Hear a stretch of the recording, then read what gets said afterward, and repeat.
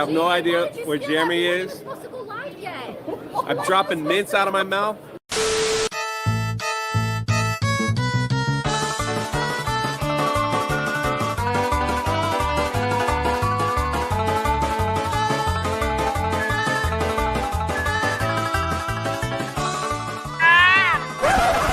Man, you stupid fucking penguin, man!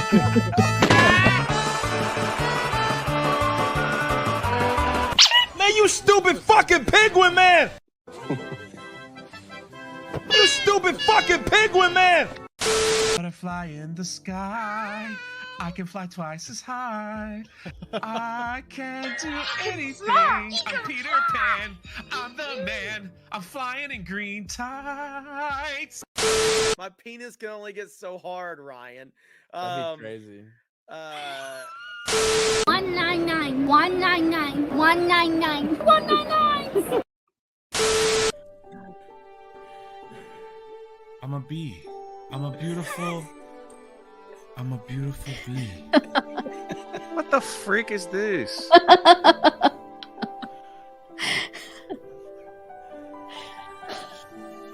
I'm here to make honey.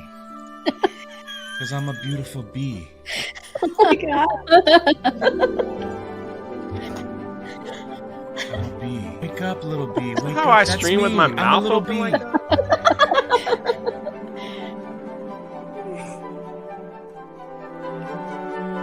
Look at me. Let's go. We're at the zoo. A special place for me, the bee. Fly, little bee. Oh, little bee. I'm a strong bee. This music's making me high. Say no to drugs, kids. Say no to drugs. Let's go. Let's go, everyone. I'm a bee.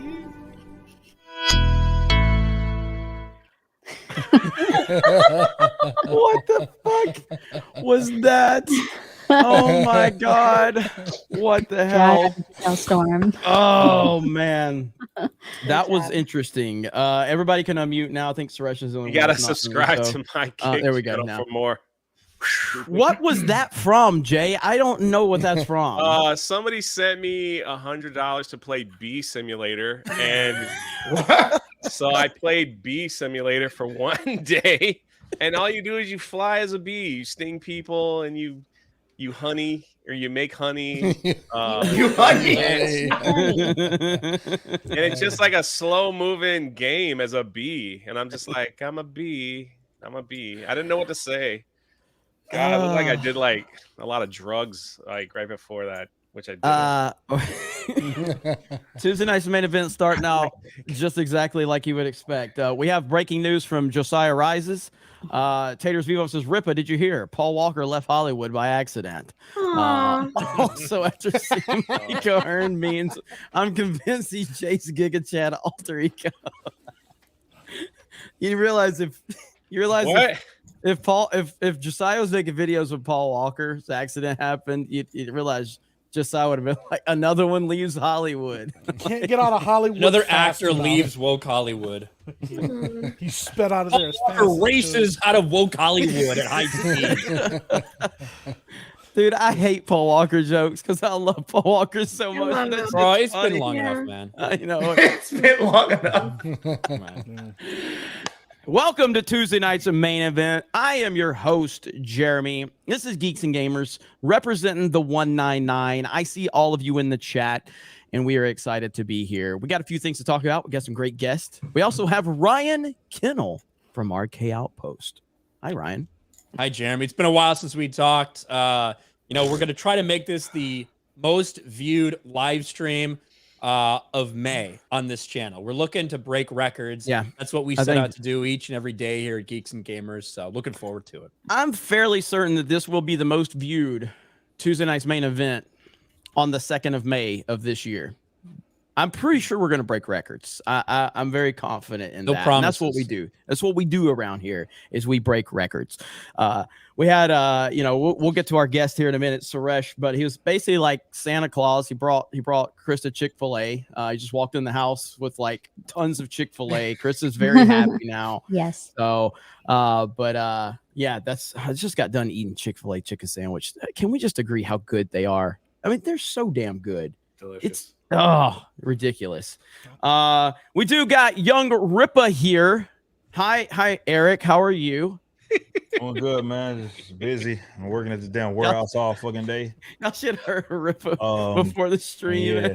He just It's such as my life these days, man. Trying to get It's actually 4'2". Everybody, it's exposed. Yeah, cameras back there. I'm not changing this shit. I mean, I don't care enough to do that. Ryan said it looked like Rippa built him a little fort, and he just kind of Yeah, it looks like he like took the cushions and some chairs and stuff, and he built him a little fort in his house. If it makes him feel better, I told him I'd stream from back here.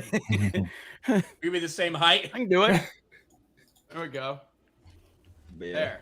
I had to get a fucking mount for my fucking, what is this, a monitor? I'm not doing that dumb shit. I just don't care enough to do it. I saw your new warehouse, so you got Yeah. a forklift now. Everybody was tagging me in it, so I'm about to come by. Rippa headquarters and drive your forklift around, man. Yeah. So Yeah. you gotta get your boys, see if they can pick up a quarter with the fork. That's where you're Okay. good. I'll Okay. get a nice little game. So, What- yeah. what? So you got to do It's gonna be that like one. an office thing. Jeremy's gonna get in there and knock over every single shit. Like, I don't know, that's crazy, man. I gotta go back to Florida. I ain't good at much, but I'm good at driving. Okay, I can drive any damn thing. So, but good to have you, Rippa. We got Drunk 3PO, who just hit $90,000 on his Indiegogo campaign, Achromatic Chronicles. Telling you, man, it's Congratulations, bro. We can hit 100K, man. We can do this. We can get 100K. When is it closing? In a week. When is it Maybe closing? 10 days. What? I was gonna close it Saturday, but if we get it a little closer, I could extend it another 5 days, 5 or 6 days after that. So, pretty cool. Oh man, Pretty cool, man. Pretty cool. The support $90,000. has been unreal. Like it's the Geeks and Gamers community and the fellowship and everybody who's just been tweeting it out.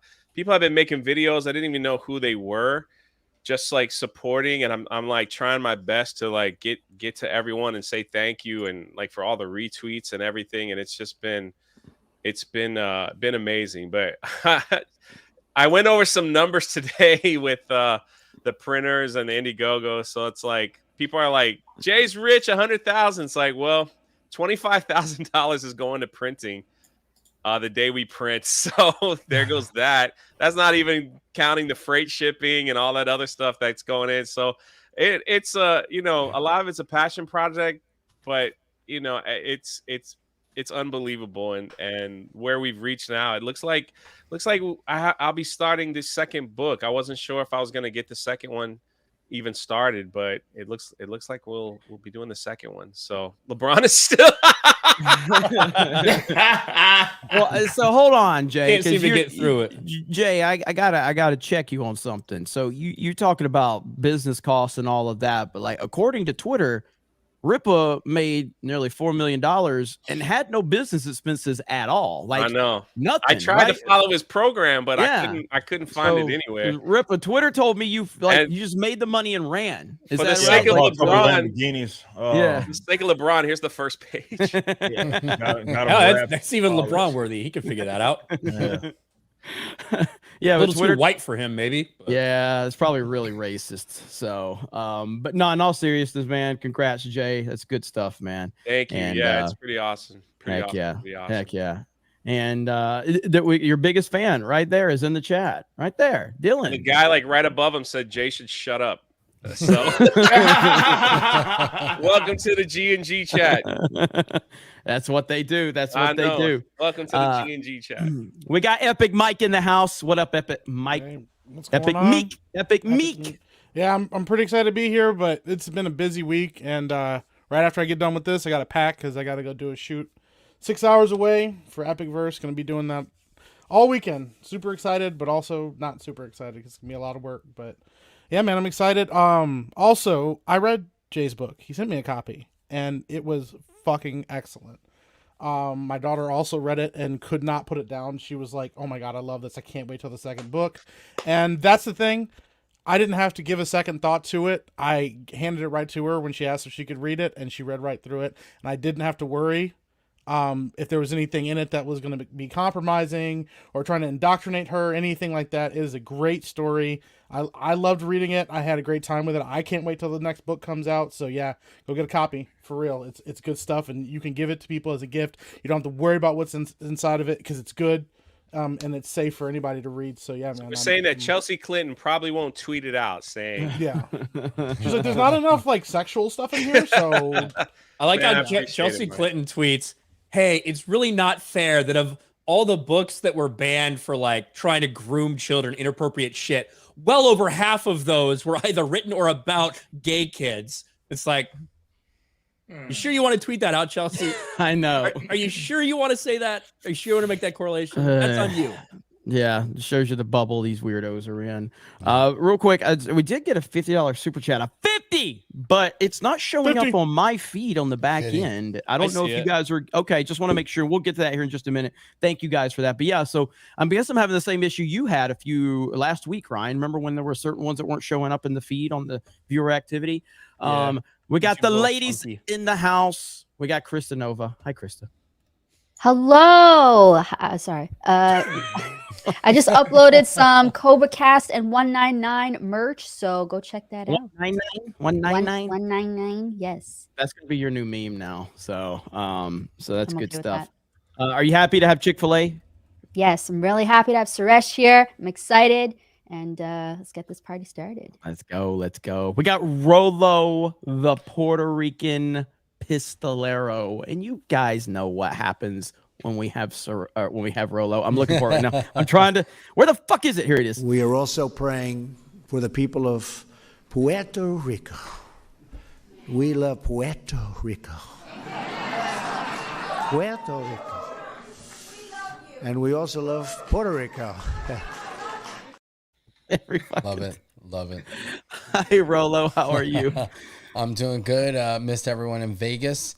Hopefully I'll be there next time, but I'm looking forward to the show today. And I heard some big updates happen in Fortnite. So Hell yeah, bro. I played the first 2 matches with Anakin. I won my match solos. I won both of them. Nice. And then the third one, I got killed on the drop. So because I was feeling real confident. I'm like, fuck that. I can take them. I'm the chosen one. They got the high ground. Who gives a fuck? I got completely owned on the drop. But good to have you here, Rolo, and thank you for holding down HQ while we were gone. Appreciate you, man. We got my nerdy fed home. Krista's fish one day. he Oh did. yeah. Did you really? He Thought did. about just choking it to death. How do you choke a fish? Cover up the And gills. why? Yeah. Cover up the gills. What do you mean? She said, "How do What's you wrong choke with a you? fish?" don't you just dump it out of the bowl? That works. Yeah. That's a brutal way to go. Why would you do that? And how would you explain that to me? What do you mean? How would I explain it to you? Like, hey, I choked your fish. Bye. No, I wouldn't say anything. I would just fucking choke it to death by covering its gills, and then I'd leave it there, just be floating when you got back. That's so mean. That's Ryan. He's kind of on brand for Ryan. Pretty So, nice. oh, what's up, my nerdy home? Hi, everybody. We are also live on Locals. It's a smaller chat. It's a lonely chat. So come over there and keep me entertained. Heck while yeah. I Go listen over there to and say everybody. hello to Steph over there on Locals. How you doing today? You having fun, Steph? I am. You know what I did? I saw George Lucas today. Oh, That's true. She did. Can you show the picture? What? it's so amazing. Can Krista pull it up? Can you pull it up, Krista? Yeah, I can get it. Okay. All right. So as we're, I- Oh, man. yeah. I saw So George Lucas. I was very surprised to see him. how's he doing? Did you ask him if he wanted to come? You know, He was maybe. there wearing a Disney. He was there wearing a Star Wars T-shirt. I didn't want to bother him. He looked kind of lost. So George Lucas has one of those like very strange bodies when you look at him. It's like somehow there's a guy who's wearing like size 32 jeans, but like a double XL shirt. Like it just doesn't make any sense. It's one of those, very rare body types. Yeah. Oh, George. You found it, Krista? Yes, I'm pulling it up right now. All right, so here's Steph has tried. She's met with George Lucas. She's convinced him to come back and take over Disney Star Wars today. That's going to be great. Thank you for saving Star Wars, Steph. We appreciate it. There he is. Oh man. Holy shit. You asked if you could take a picture of him, or you just snapped one. No, I was going down the escalator and I just saw him standing there, and I like literally just stopped and took a picture of him. Oh my god. Damn. I mean, like, oh my god. Oh, man. Everything. He really was rocking the Lucas. I heard that. And our special guest, live from Geeks and Gamers HQ, from 221B Tactical, Suresh is in the house. What's up, man? What's up? It's so exciting to be here. I'm glad I finally made it out here. This place is out of control. This place is out of control. I love it. Hell yeah, man. It's good to have you here, man. We're going to have a good few days. We're going to hang out. We're going to do some vlogging and get some other stuff done. Maybe some business deals and everything. So it's good to have you, man. And maybe you'll play Fortnite a little bit later. That's what I'm looking forward to. Maybe. That's what I'm looking forward to. But yeah, This is the real George Lucas background appearance, all right? This is is the I was thinking about this, man. So best. so everybody, like, this is a documentary. George Lucas had nothing to do with this documentary, okay? And this happened. This is the greatest thing ever. Yes. Here we go. And they use something they call pyroprocessing. The interesting thing is they call it pyroprocessing, but it's a molten salt process. They're dissolving this thing in a molten salt, and they're doing electrochemistry on it. Why don't they call it so fucking random? That's the first time I've ever seen that. Wow. The way he sped up too, he's like, "Oh no!"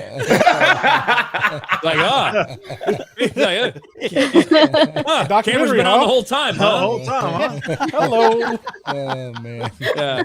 And the way that they dub the music too, like the music obviously isn't from the documentary, right? It's so good. but it's a molten salt process. They're dissolving this thing in a molten salt, and they're doing electrochemistry on it.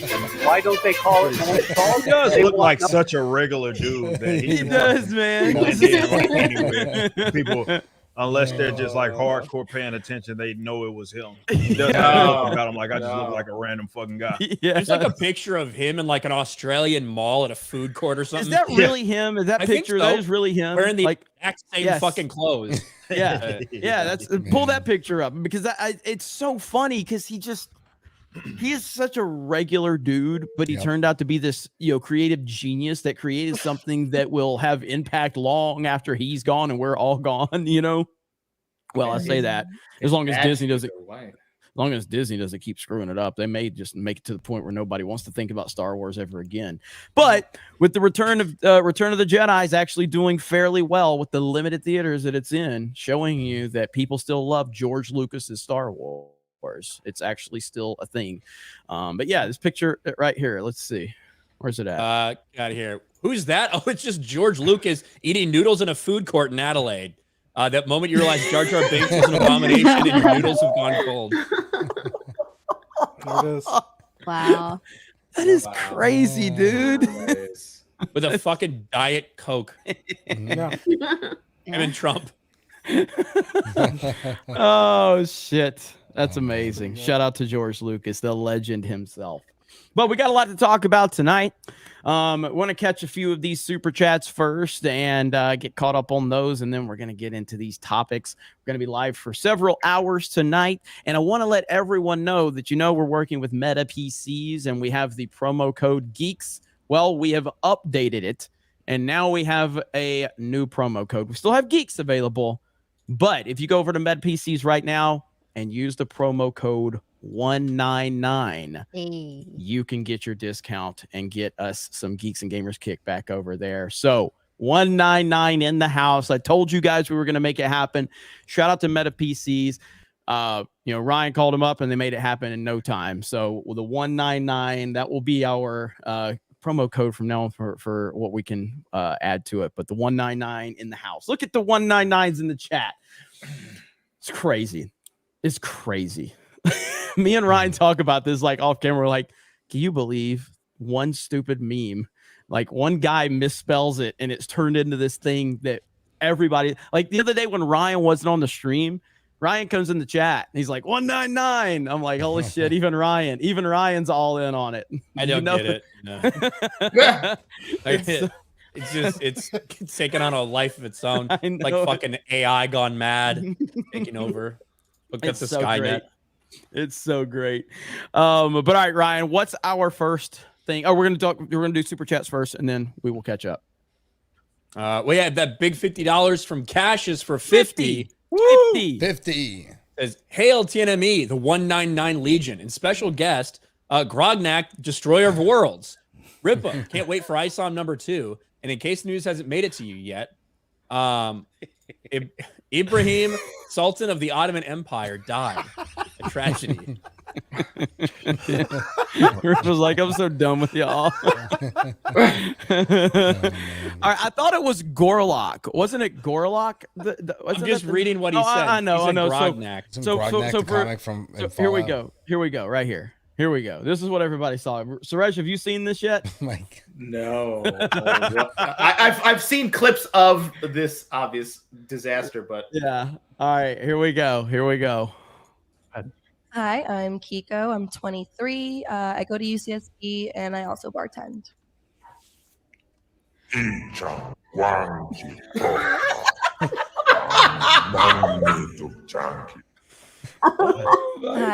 Kiko.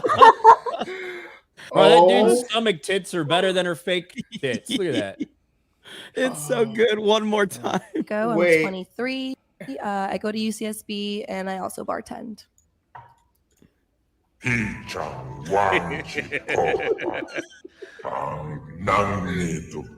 That's messed up. Terrifying. Whoever did that, terrifying. Roland says terrifying. The scary part was you couldn't even tell it was wearing a necklace until it lifted up its like double chin, and it was like, oh god, there's jewelry under there. Oh my god! I didn't know that was a transgender until someone pointed it out. Was it? Was it? Yeah. Yeah. Oh man. Something's that enormous, it gets really difficult to tell. Yeah. You know, when it's impossible to determine an Adam's apple is there or not because of the layers of fat, you know. Oh my god. So It's got good. the fabled double boobage too, like you said, stomach tits too, yeah. Quad tits. Quad tits. We got a 20 from Hayden Wayne, $20. Kind of racist. You guys stuck Suresh in the guest room, but whatever. Yeah, what's up? I You should have guess seen it Ryan- before with the Yeah. halo behind me. That's right. But he said, I guess Ryan made that choice. Hail Geeks and Gamers and Tuesday night's main event. Hail chat. Going to try to make the Orlando meetup this year, but that will take planning. Much love. Thank you, Hayden. Great meeting you multiple times, meeting Hayden in Vegas. It was super, super awesome, man. So, man, I missed Vegas already. I'm ready to go back. We got 10 gifted memberships. 10. Let's see, where's it at? Heel Tattoo gives 10 Geeks and Gamers memberships. Yeah. Thank you. The 199 continues to grow, and is Dan Vask in the chat? I gotta say, guys, I feel bad. I should not have promoted Dan Vask on Friday Night Tights. I'm now gonna focus my efforts to promoting Gary from Nerdrotic. He clearly needs all the help he can get. So he and Dan are having a competition as to who's going to be the first to 1 million subscribers. I'm pulling for Gary, so I'm throwing all my support towards Nerdrotic. So no more Dan Vask help. I helped him enough. So no more. So cancel Dan Vask. Who do you guys think's going to win? Who do you think's going to win? Dan. You think Dan's going to win? I think Dan's gonna win. He's got his peaches covered. He's got his peaches covered. Like how do I you actually dominate. like. The more I think about this, the more I think Dan's been planning this because all of a Yeah. sudden he's like dropping a bunch of shit. Uh-huh. It's like he saved up, like he didn't post, he posted like 4 things in a year. And then all of a sudden he starts dropping all, like he dropped his Amazing Grace and he's like, hey, Gary, let's make a bet. And then, oh, by the way, this is coming out, this is coming out, this is coming out. He's about to drop a bunch of shit. So I have a sneaking suspicion this is all Brazilian fucking, I don't know, like betrayal by Jiu-jitsu. Yeah, Brazilian jiu-jitsu. But he also waited for like the Rings of Power stuff to end. Yeah. Dan is being very manipulative. Let's see what he says in the chat. He's talking shit in the chat. But that Amazing Grace, he just hit 2 million views on his Amazing Grace song. In all seriousness, Dan is killing it. I'm so happy for him. And regardless of who wins, all the subscribers and fans are going to win because they're going to get a lot of good content from both those guys. So looking forward to it. There's the poll in the chat right there. You guys can vote. All right, Ryan, what's our first topic of the evening? What are you laughing at, Jay? You Rippa posted a video basically saying, "Don't be fat; it'll cost you your life." Well, I mean, I wasn't wrong. Hey, at least they don't have to save for retirement. His thumbnail is awesome, man. I mean, I'm not wrong at all. Oh my god. Mike's like, is that a personal attack or something? I don't take it personally. I just check out when Rippa starts talking because I know I'm gonna get brought up in that conversation. So I just like a couple trigger phrases from Mike. Yeah, Did you say light skin? skin? Start talking about light skin. I just turn the video off. I just walk out the room and cry a little bit. Ryan's created this whole thing now. Vexar says, I'm still trying to figure out if a fish can choke. I tried asking the internet, but the answers were mixed. Yeah. I think you can. You just dump them out of the bowl, right? Yeah, like it's not right. You could hold them out of the water. You went so specific on it. It was like, why didn't you just say like I was just gonna dump it out and make it suffocate? Because basically, if you take him out, you're drowning him, right? That's what you're doing. You're drowning a fish in air, as opposed to like what a human we would do. We'd fucking put him in water, you'd drown him. Whereas to choke a fish, you have to go in their environment. You have to fucking get in the water, cover up their gills, so they're sitting there and they're trying to fucking get out and they can't. That's how you choke a fish. Thought into this. Yeah. I made a stupid remark and now I have to invent this entire fucking ideology. Con the cops. Locking the door to the guest room, like I know a lot more about choking chicken than I do fish. All right, bro. Like I'm just seeing it right now. If Ryan ever goes crazy and starts just killing people, like they're gonna find clips like this. It's never gonna be he was the nicest young man. I never we'd be like, yeah, it makes sense. It makes sense. So no one's surprised. Oh yeah, if any fish are discovered choked out there, you got one fucking one suspect, I suppose. Holy shit. Oh man. Ryan, what's our first topic? Well, the first topic is basically all of Hollywood. We've watched Hollywood completely torpedo into the ground. It's been a disaster for them, especially in 2022. You saw whether it was streaming, whether it was box office, disappointments all around. And one of the biggest causes of that is undoubtedly the piss poor writing. You have writers who have no idea what they're doing, who are just focused on pushing identity politics. They're completely inexperienced. They have no life experience. They have no idea what normal people are thinking on a day-to-day basis. Well, now those people, after helping drive Hollywood into the ground, they've decided that they're not getting treated well enough, that they need to go on strike, and it officially happened today. Hollywood hit with writer's strike after talks with AMPTP fail. Guild slams studios for gig economy mentality. So there's a couple things they're upset about. They want more compensation, especially when it comes to things like streaming. They want to make sure they guaranteed get paid, as opposed to, just getting paid when they actually do something that gets picked up by someone. And of course, they're worried about things like AI replacing them, because let's face it, most of these people are very easily replaceable. But now you have picket lines with the Writers Guild of America out there saying, we're not working for you anymore, Hollywood, until we're properly compensated. And this is affecting pretty much everything in Hollywood. If it's not already written and in production, there's a good chance it's going to be delayed. Every single nightly comedy show, like The Late Show, Tonight Show, all of that shit, that's not happening anymore because these people need people to write their jokes for them each and every night. That's no longer happening. It's a nightmare, but it's a good one, especially if you've been rooting against Hollywood lately. Well, I think it's fantastic. I mean, again, so me and you have our daily show on Geeks and Gamers, and every day we simply turn on the camera and start talking, and we talk about stuff because we're actually following this stuff. So we actually know what's going on. Jimmy Kimmel's entire multi-million-dollar production is essentially shut down because he doesn't have somebody to write his material for him now. You know what I mean? Like, it's so funny. Is that applied to, so what, do we know if like Jimmy Kimmel and Jimmy Fallon, are they tied into this where they can't actually work too, or how's that working? I just don't think they have them. any writers for their stuff. Yeah. Like and they can't bring in new writers because then they're violating the Writers Guild like agreement that they have. Like some of these places can't bring in new people to write for them. They have to use Writers Guild people, and there's no Writers Guild people for them, so they would just stand in front of the camera and just like stammer without being able to say anything. Except for Gutfeld, they write their own stuff over there, and they're not part of the WGA. So we'll see how his ratings go after this. I just think this is so funny. All the stuff like, so Ryan mentioned this day in the daily stream, but like how streaming services, they're losing billions of dollars. Some of these companies, they're losing their asses. They can't turn enough production out on stuff that's good enough to keep people subscribing. A lot of their mainline stuff is failing at the box office. The only things that are actually connecting right now are things that Hollywood doesn't want to push, which is stuff like something like a Top Gun Maverick. I was talking to Ryan today about this. Top Gun Maverick made $700 million domestically. That is insane. And that just shows you Top Gun Maverick's not, I liked it a lot. It's a very good movie. It's very enjoyable. But if this would have come out in the 90s, it just would have been a really good action movie that people enjoyed. But because it came out in this time, it's something that connects with people on a different level.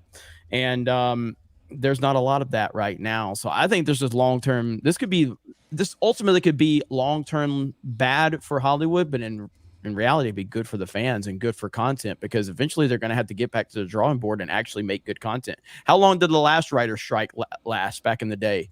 Like 100 days, somewhere around there. Yeah. So, I mean, 3 months. There's an opening, Jay. You want to be a writer for Hollywood? No. Why not? They don't pay anything. That's why they're on strike to begin with. Yeah, but you could actually make good content, and your name could be connected forever. I'm over it, man. I'm ready for like the independent stuff to rise up, man. I think that's exciting to me. Epic verse, Rip-a-verse. It's all exciting to me. There's hundreds of more people that are just like the one thing that I really appreciate at the meetup in Vegas, that there was a lot of people that were like, "Hey, man, I'm writing a book. I'm creating this. I'm doing this." There was a lot of people like stepping up and like doing something like that, and that was awesome for me to hear, more than any other meetup I've ever been at. People were just like, "Hey, man, I was writing a book. I stopped for years, but I picked it up just recently." So it's like this is where it needs to be. Let those people fight it out over there in that crazy woke Hollywood. The video that Ryan played this morning about that young actor, it just shows like how disgusting these people, not everybody, of course, but how disgusting, these people are over there, about the young actor wanting to wear, they told him to wear a bathrobe in the, in Ryan's, what was his name again? Matthew Lawrence. Yeah.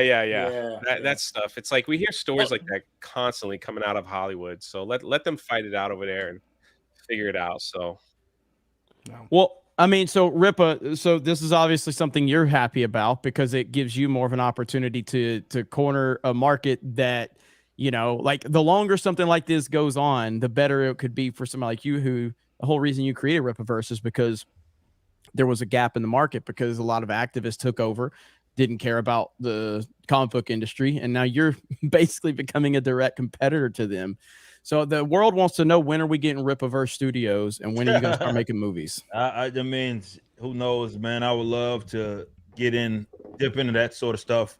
And as the company continues to grow, those opportunities are going to be presenting itself. But I think with things are different now. And I think that's what everybody has to understand. I don't think that these writers or Hollywood in general and their stupid unions understand anything about that, and that the means have been so decentralized now that the more they do this type of stuff, it's more of a self-inflicted wound, because it does open sort of a window of opportunity for everybody else that wants to, let's say, produce similar content in that vein without, and to be completely honest, when you look at how much Hollywood spends on their productions, it's crazy that they want even more money, considering these budgets that we look at top to bottom, including TV, and how much money that they spend on stuff that they're not really getting a return on. I think it's an old archaic sort of model, and it doesn't really work. And that's where we kind of come in as alternatives to update that model. That's the advantage. I think the one thing that I think a lot of people lost sight of with the Rippaverse stuff was not just the fact that we came out, we had all this success, but that there were elements of the business and how it operated that is different from like everybody else, like Marvel and how DC, Dark Horse, all these other companies that do it the way that they've done it. And ours makes more sense because we're not doing it just for the sake of doing it, which even like, for example, how they handle distribution, a lot of that has just been done just because it's been done that way for a while now. It's not because it makes any sense at all for these individual companies. So I think that's the beautiful thing about being an alternative is that you can also update your economic model, which makes more sense. It takes advantage of the fact that things are more cheaper as far as like, when I say cheaper, I mean like a camera. I've seen people do crazy stuff, short films with a DSLR that's as competitive as anything else that someone else would use with some expensive $15,000 red camera. Like, you know what I mean? Like it's crazy that you're seeing that, but that's where we're at. So as more people start, because you know it means less projects, so people start putting their eyes towards something else and replacing it. You know, once you grab that attention of that person or groups of people, it's on us to keep that attention. But what reason do you have to go back to the other stuff if somebody else's can suffice? So that's the part that I think Hollywood misses, and they don't even see that element of it. That I think every strike, everything that they do now is just a self-inflicted wound. Very well said. And so we do have a person that actually knows a thing or two about writing. He also was involved in the Rippaverse, or I'm sorry, the Epic Verse. And that would be, there's too many fucking verses to keep up with. But we do have Epic Meek here. Yeah. Well, first of all, just remember Jeremy's a mastermind, and so he can't even keep the verses straight or things like that. I'm about to name one of my channels 2 Geeks, 2 Gamers. So what the fuck do I know? So yeah. But like, fuck yeah, it, man, I'm doing it right now. I'm changing it right now while you're doing that. Go ahead. There we go. This is the thing that like people, I saw, we talked about this when the writer's strike was like on the horizon. People were like, cool, this is my chance to get in here and maybe make my mark on Hollywood and things like that. You don't want to work for these people. They're going to force you into one of these unions, and then you're going to have to be working with those people. They tell you when you can work, who you can work with, all of this stuff. The other thing is, there's a part of this, whole thing with the strike is them wanting career writers. They want to like have a job for life where they can get health care, because that's been a big complaint. We can't get health care because we're basically like contract workers and things like that. Because one, they're either not writing enough to make a living consistently and pay for their own health care, or the writing, what they're getting paid isn't enough. It's constantly like, well, the union says this is how much you have to get paid for a movie. So like some union workers can't even work on independent films because they can't afford them. You go to like a union guy and go, hey, I need a writer for this movie that I'm doing that's independent. They're like, well, I need $250,000 for my script. And they're like, I can't afford that. And like, well, union won't let me take any less than that. Sorry. Burp, burp. And so then they go work for, these shows and things like that. The thing is, it's a complete mess right now with everything going on with that. And I don't think anybody worth their weight as a writer, as a creator, should be paid like for a career in writing unless you're producing consistently. The thing is, if you're producing consistently, you don't have to worry about having money. You don't have to worry about paying your bills or having healthcare and stuff like that. A lot of these top tier writers are guys that pump out content that is good quality stuff. You don't hear Vince Gilligan, who wrote Breaking Bad and Better Call Saul, complaining about, oh, I'm not making enough money writing and stuff. I don't know what's going on. So it's like, don't go to Hollywood and ask for their scraps, because that's all they're giving you. Like, they're making a ton of money on these projects and paying you literally pennies on the dollar to do that. Go write your own shit, because independent really is the way to do it now. And that's the thing. You're going to be able to make your own way that way. Maybe the pie isn't as big, but the thing is, you hear $250 million and then you find out the writer only made, $10,000 or $20,000 on their script. And not only that, but they took the script, completely changed it, and moved on. I actually watched an interview. I know I'm rambling a little bit, but like, this is really important. I watched an interview of George Lucas where he talked about the fact that when he wrote his first movie, THX, he wrote American Graffiti, how these studios took his writing. They edited the things out and they cut things out of his movie. He goes, "Why did you do that?" And they're like, "Well, because that's just the way we do things." You know, so you don't even have complete creative control of your stuff when you work for these companies and stuff. So like, yeah, they're shooting themselves in the foot. I'll do one you know? better, Mike. They did an interview today with people protesting, and they literally said that the TV shows and the streaming shows are not releasing proper data. So they don't know how many views or whatever they're getting. And they're like, how can you pay us fairly when you refuse to release the data of, you know, like how a show is doing on the stream? I sent the video to Ryan. I don't know if you wanted to play it, but yeah, that's what we talked about today on the morning show. That was one of the contentions is I talked about this before on this show too. Streaming has fucked everybody. All these fucking idiots that decided to try to boost their stock prices in the middle of COVID because people weren't going to the theaters or the theme parks or whatever in the case of Disney. And they decided, hey, we have this grand plan. We're going to pump our new streaming service, guys, so you can sit on your ass and watch it from the comfort of your own home while you Uber Eats McDonald's and don't go to the gym. And as a result, they've lost out on a bunch of revenue that they would have normally gotten for selling a series into syndication or selling a series to Netflix. Instead, they're trying to put it on their own streaming service. And it's resulted in a lot of these companies not getting that same amount of money that they were expecting. And when it comes to writers who are used to getting compensation and residuals for when something gets bought by a streamer or when something gets put on TBS or TNT or whatever the fuck it is, instead, they have no idea what's going on with streaming.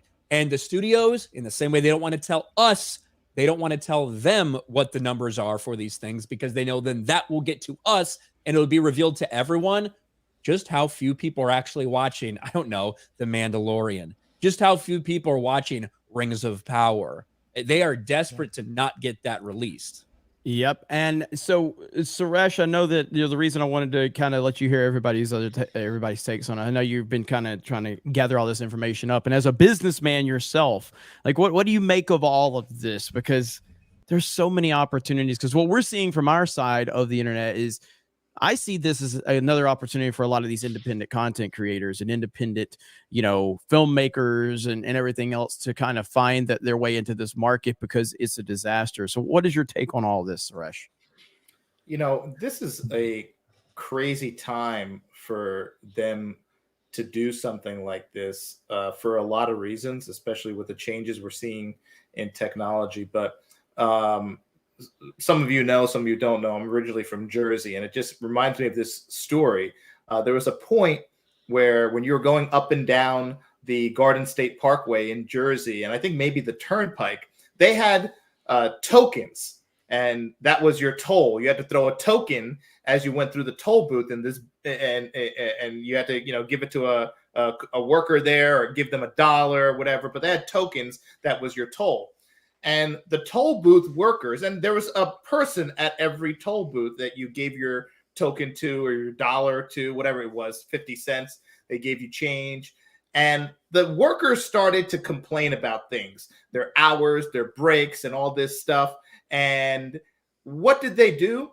They got rid of the workers and they replaced them with these white baskets. It looked like a laundry basket of sorts. And you just drove through, you threw your token into the laundry basket. There was a hole at the bottom and you kept fucking go. Oh, I could curse, right? Fuck yeah. So you kept going. And then they were like, wait a second, you replaced us with the basket? And they were like, yeah, you were complaining and you said you wanted breaks and this and that and this. So they got replaced by the basket. Right now, we're seeing two things. We're seeing a proliferation of a lot of independence, which is great. And by the way, the thing that you guys are missing out on is what you guys are doing is inspiring. Jay touched on this, is inspiring. So it's awesome that you guys have your own projects going on, but you guys are inspiring so many other people who maybe thought about it, but they're like, I don't know, I can never be these big. And then they're seeing guys like you doing these independent projects and they're like turning into these incredible accomplishments, and that's motivating people. And that motivated me as a young guy, so I know you guys are motivating people. But now the thing with the writers, we have AI. At what point are they going to start getting rid of these? Oh, you want to strike again? Oh, you need more money? Okay, fine. They're going to start implementing AI to do some of this writing. We already see it happening in a lot of different domains. So I just think that this is the perfect time for the independent operators, I call them operators, coming from the tactical field, but the independents to now step up, do their thing, not fall victim, not go and try to, like you said, Mike, pick up the crumbs. Just do your own thing, create your own thing, and let them fall by the wayside, because you know what? Things die off and things go full circle. That's how business works. Businesses that don't pivot and they don't change, they die off, and sometimes small guys come in and they dominate. So I've seen this happen in business for decades, and this is just another example of it. Hell yeah, well said. Well said. Yeah, I mean, it's look, man, whenever you're just being honest about what's going on, whenever you're calling it like you see it, things are going to be fine. Like right now, I've seen people go, oh, well, what are these guys going to talk about now that Hollywood is shut down? We'll talk about whatever we want because our audience knows that we're going to be as honest with them as possible. And so when something's succeeding like Mario or Top Gun Maverick, we're gonna talk to you about that. And when things like Disney, Star Wars, and Marvel are falling apart, we're gonna tell you about that. And ultimately, I'm enjoying all of it, and I'm also enjoying people like Mike and Josiah and Ripa and Jay with their independent stuff that they're creating, and I think that's very inspiring. And I know, I can't tell you how many people I saw just dismissing Ripa before the Ripaverse launched. God damn, the new argument now after it's become this massive success has been the best thing ever. You know what I mean? And you're seeing a lot of the same people, throw the doubts towards the Epic verse or whatever. And, that's the same things that they were saying about Ripa, and now they've changed their arguments around. And at the end of the day, if you're operating in good faith, I don't know how you can look at what Ripa did and not just sit back and go, I don't like that guy, but damn, man, that's an impressive thing he did. That's just an honest take. It's impressive. You don't have to like him, but it's impressive. And, and it's opening doors for a lot of people. So that's And the thing is, like, because Rip has talked about this, but this is a prime example of what he's talking about. Like, these companies and these production people, they're not going to have projects because nobody's writing anything.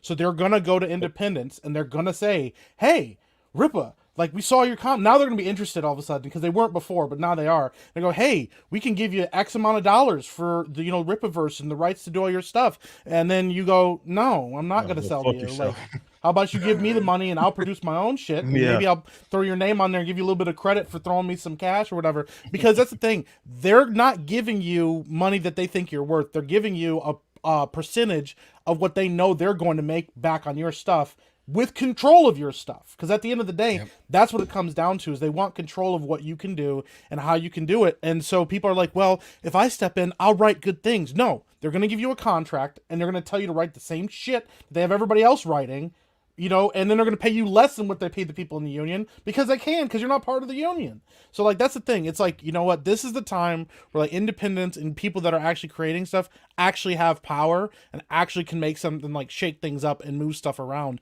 Because we saw it during the last writers, strike. There were, like, small independent people that, unfortunately, they got, absorbed by the, like, Hollywood, but they started out really small and then they got jobs doing big movies, big productions, and became big names in the industry. It's just that time they didn't stay independent, but this time around, if you stay independent, you find out you got a lot more power and a lot more weight to move around than you expected you would, before, because they don't want you to see that that's what's going on. They don't want you to see how much actual influence you really do have in the industry. Yeah, absolutely. And one of the things, after the last writer's strike 2, we saw networks shifted to reality TV big time. So that's something they're probably going to do again now to compensate for that. But now you have YouTube and other platforms, Rumble and everything else, Twitch, established as entertainment juggernauts in their own right. So that's just going to push people more to just even the content that we create here. It may not be movies, but you can always, different forms of entertainment are going to, compete with others. So games and things like that are always going to compete against movies. Talk shows like this are always going to compete against real media, things like that. And we're already seeing the media landscape change. We've seen that with news, with independent journalism, things like that on YouTube.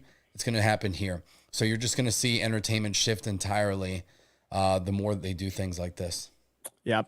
Well said. And I want to give a shout out to our boy Fear the Beardo. He's not here tonight. He's on assignment, so he will be back next week. So he did a great job with the Vegas meetup and all the live streams. So shout out to Fear the Beardo, but he will be back next week. Don't worry about that. I see you guys dropping gifted memberships in the chat. Thank you. You guys are the best. We do appreciate it. Stephanie just commented that got the whole chat's turning green. So good stuff all the way around. So shout out to you, chat.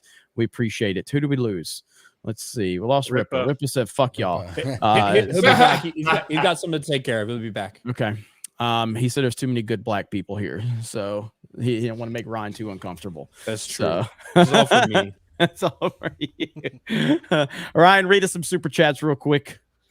All right. Peach Prince for 50. 50. I mean, boom. Yeah, give us the Beardo 50, Krista.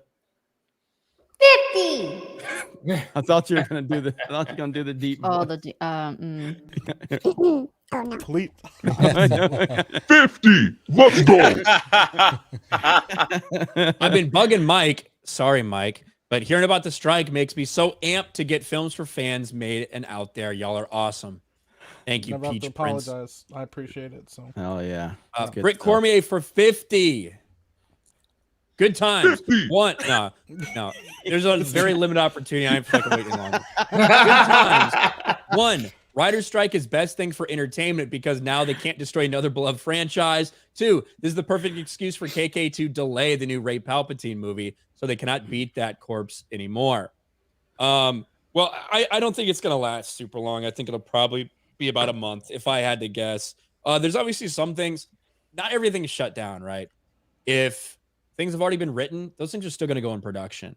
House of the Dragon Season 2's in production. It's still going to continue being made.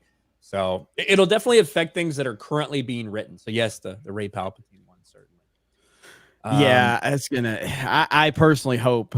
I hope that one comes out as soon as possible. It'll come out. I know Jay does too. So we all want that one to come out. The Ray Palpatine movie. Fingers crossed. Man.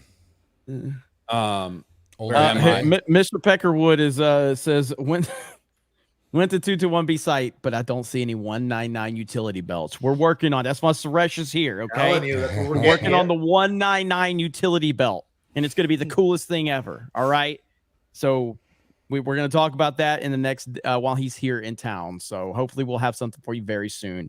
Also, Geeks and Gamers bags. Jay is very passionate about the bags. Been waiting. I know, Jay. So that's why we got Suresh here. We're going to take. I want a bag. What is this? Exexa? AXEXA?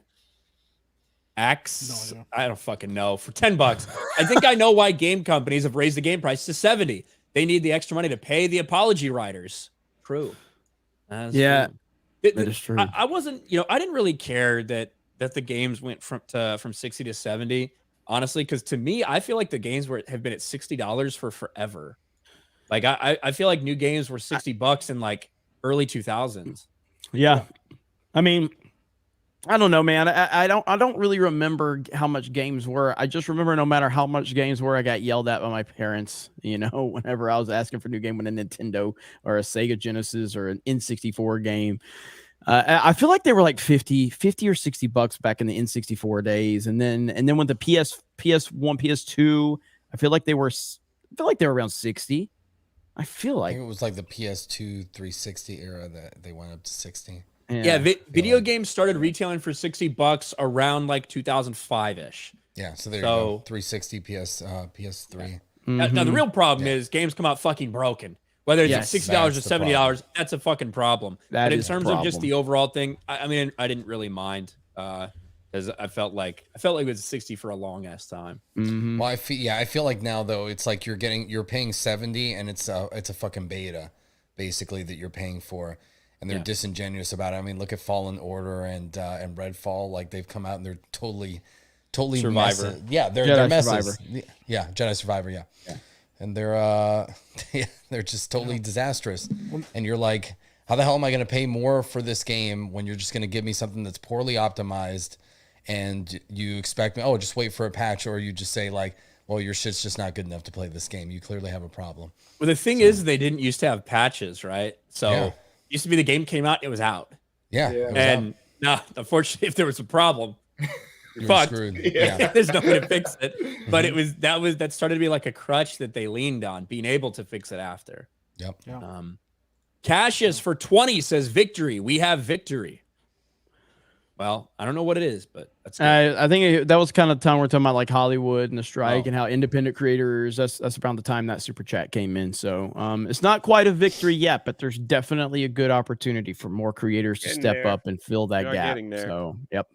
Ice Kangs for $10. At Raging Ryan, read my chat, please. Ice Kangs. Raging Wolf for $1.99 must be a Dave Filoni fan. All hail Gorlock the Destroyer. Thank you. Grandmaster Chris for $5 had a blast at the Vegas meetup. It was, what was it, Jay?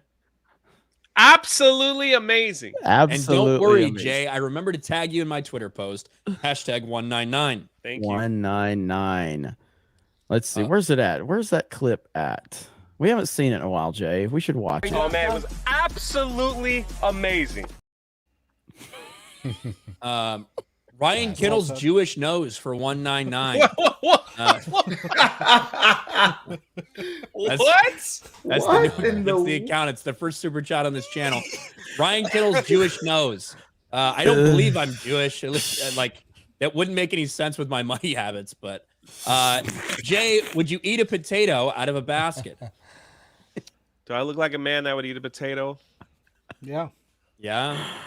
Yeah. Or maybe I will. That's good. I am seeking the way for 10. For 10. Tenty. Hilarious. Check James Lindsay's speech.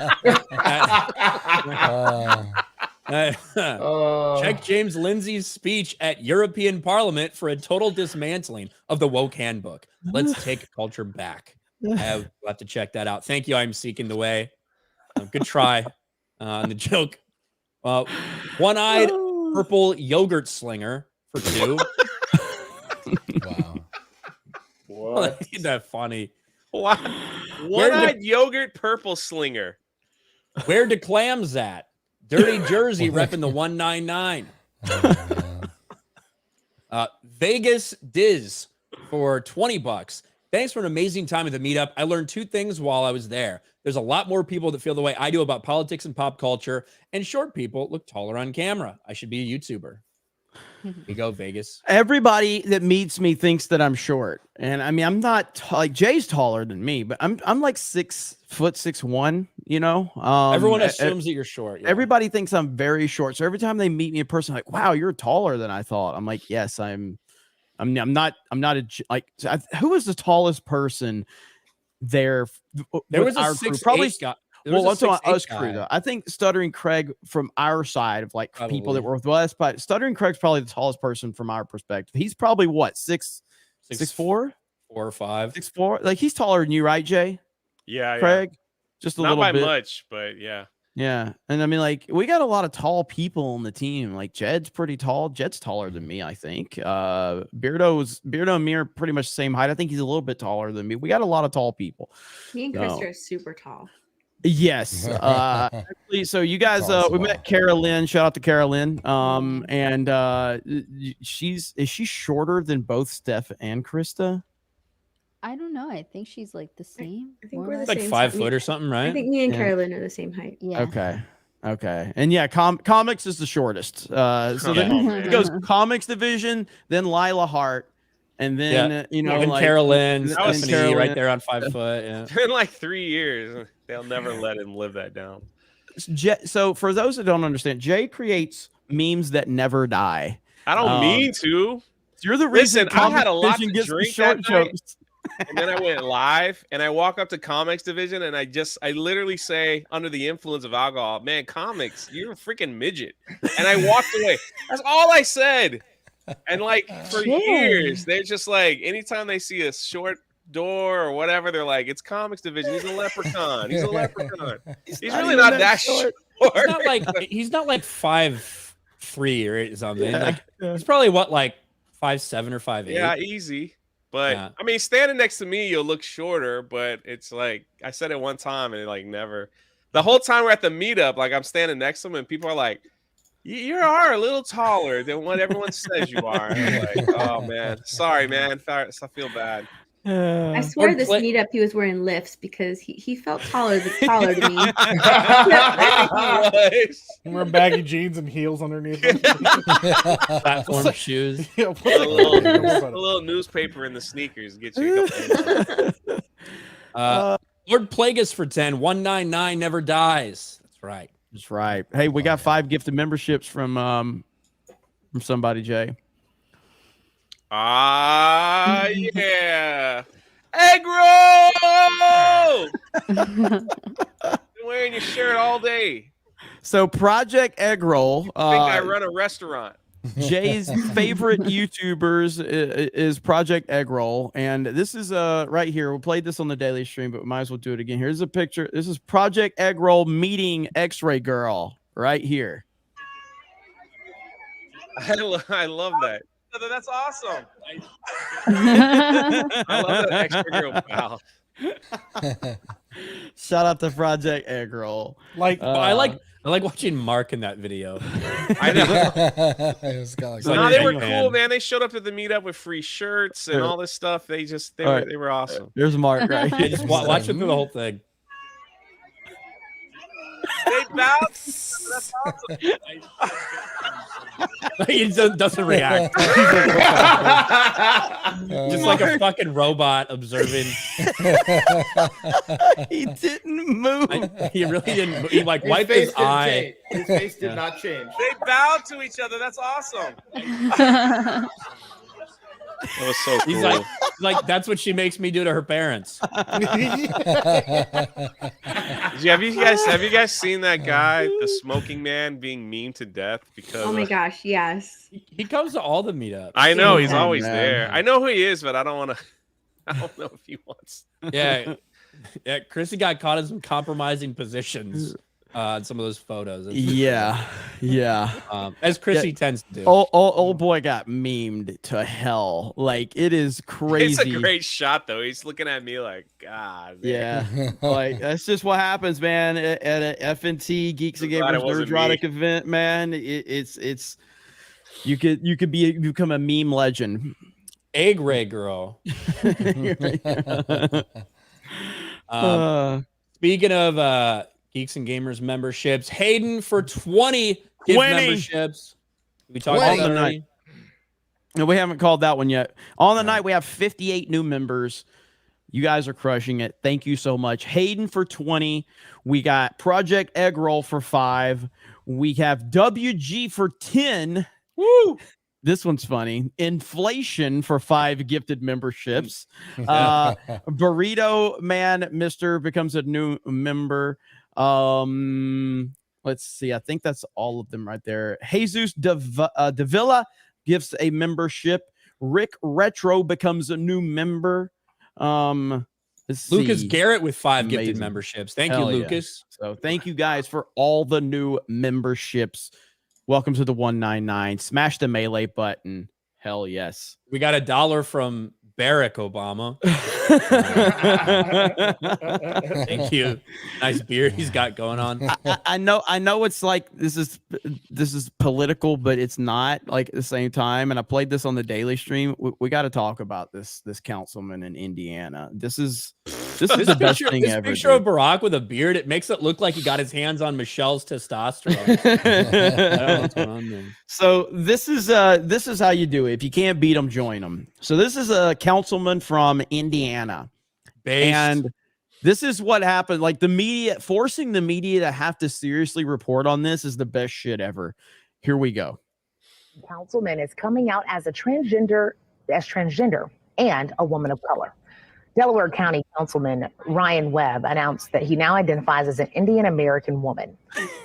Since that announcement, he's received some support, but a lot of backlash. Many calling him childish, despicable, even calling for things like execution. And look at the before and after.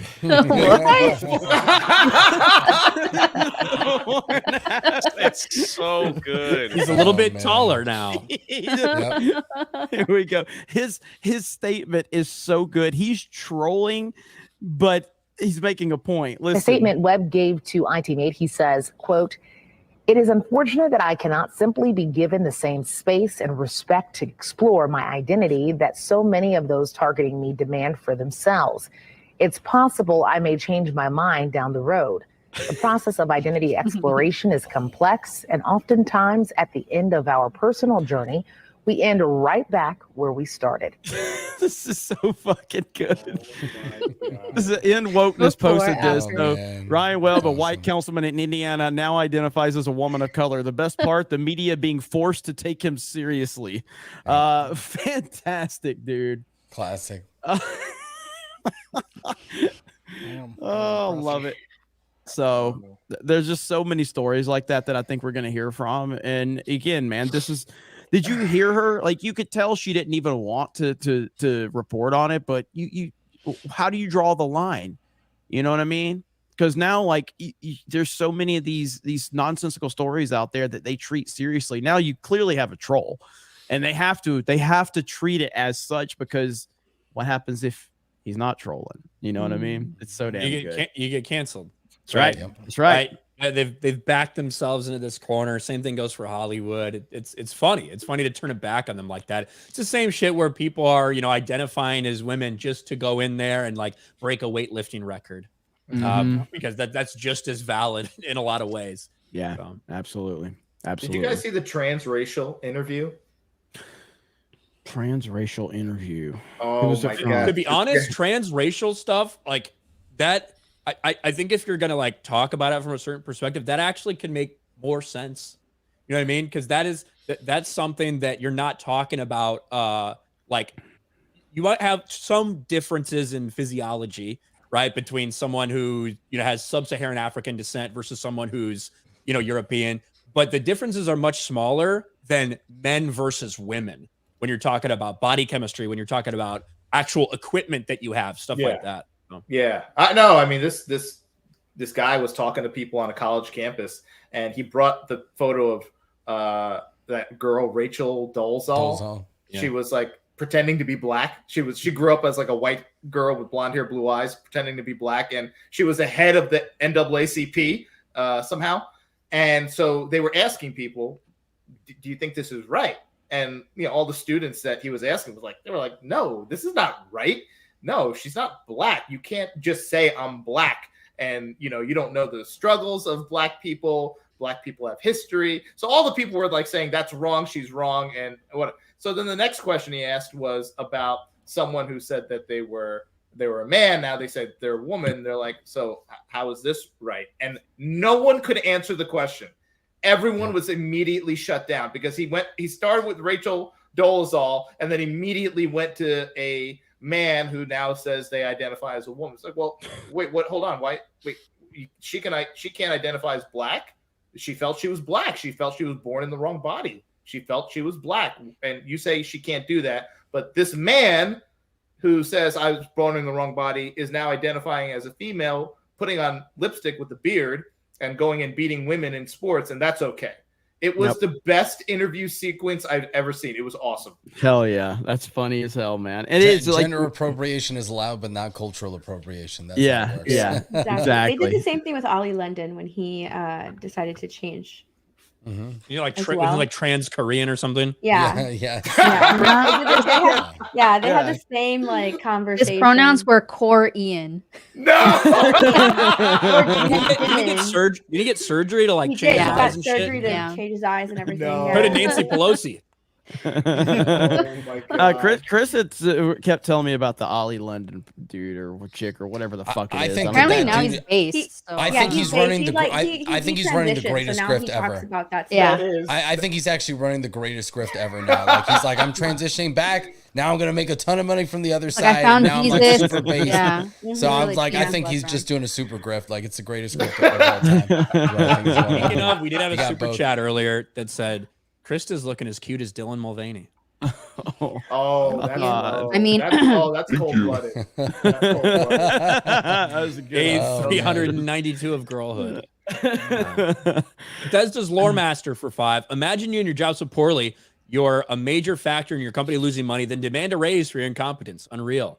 Yeah, it's like any fucking McDonald's or Taco Bell worker asking for more. Speaking of, Jeremy, would you like to tell what happened today when we went to Culver's? Yeah, so I go to Culver's a lot. Basically and every day. there's a Culver's not far from HQ. They great service, they do a great job. I had to return the rental vehicle that we drove to Vegas today. So I was like, Ryan, I need you to, go with me. Okay, cool. On the way back, I was like, I'm hungry. Let's stop by Culver's. We stopped by the same Culver's. Guess what happens? Guess what happens when I'm with Ryan? Mess up the order. Order gets messed up. Of course it did. Of course it did. Because that is what Ryan does to he just has a bad aura about him when it comes to food. No matter what, shit gets messed up. I'm never going anywhere with this dude again in terms of food. I'm not doing it. No matter what happens, no matter where we go, no matter how good the service has been historically, when Ryan Kennel is there, shit gets messed up. It's the curse of Ryan. It's no other way to explain it. Do you have any explanation for this, Ryan? No, my entire life I've experienced this. It's not something that's new. It's just something that happens to me. I don't really know why. I'm cursed with random inconveniences. Like, they're pretty small, like in the grand scheme of things, but they just fucking pile up. And it just makes you want to fucking go crazy. But yes, makes you want to choke a fish. Makes you want to choke a fish. Don't take it out on my fish. We'll see. But yeah, we get our fucking food, and I start taking off. I'm like, God damn, they didn't get our drinks. What the fuck? They didn't hand me our drinks at all. They brought me the fucking food, forgot about the drinks. All right. So I park the car. I go in, and I'm like, hey, forgot my drinks. They're like, oh, we're sorry. So just hand me 2 empty drinks to have me go fill them up, which you would do if you had just got there, whatever. I'm like, well, fuck, all right. So I fill up the drinks myself after these stupid fucktards forgot it. I fill up the drinks, I put the lid on the drinks, I do everything. Fucking walk out disgruntled. I get in the car, fucking give Jeremy his shit. Pull out. Jeremy's laughing because our order got messed up. And as I'm pulling out, I see on my fucking side view mirror the piece of paper that they stick on your car to tell you what number order you are. They left that shit on my side view mirror. I could have fucking ran into somebody. I was blind. So to undo the window while we're going 60 miles an hour, fucking reach out and undo my window thing. He's just cussing and yelling. I'm like, you deserve it. You deserve it. I didn't do anything. I was nice as could be. Man. I didn't say anything to the dumb woman who served me, even though I fully expected her to be stupid and fuck it up. But I don't know. What am I supposed to do? I don't know what else I can do. I did nothing wrong. It's bad karma. Did you tip her?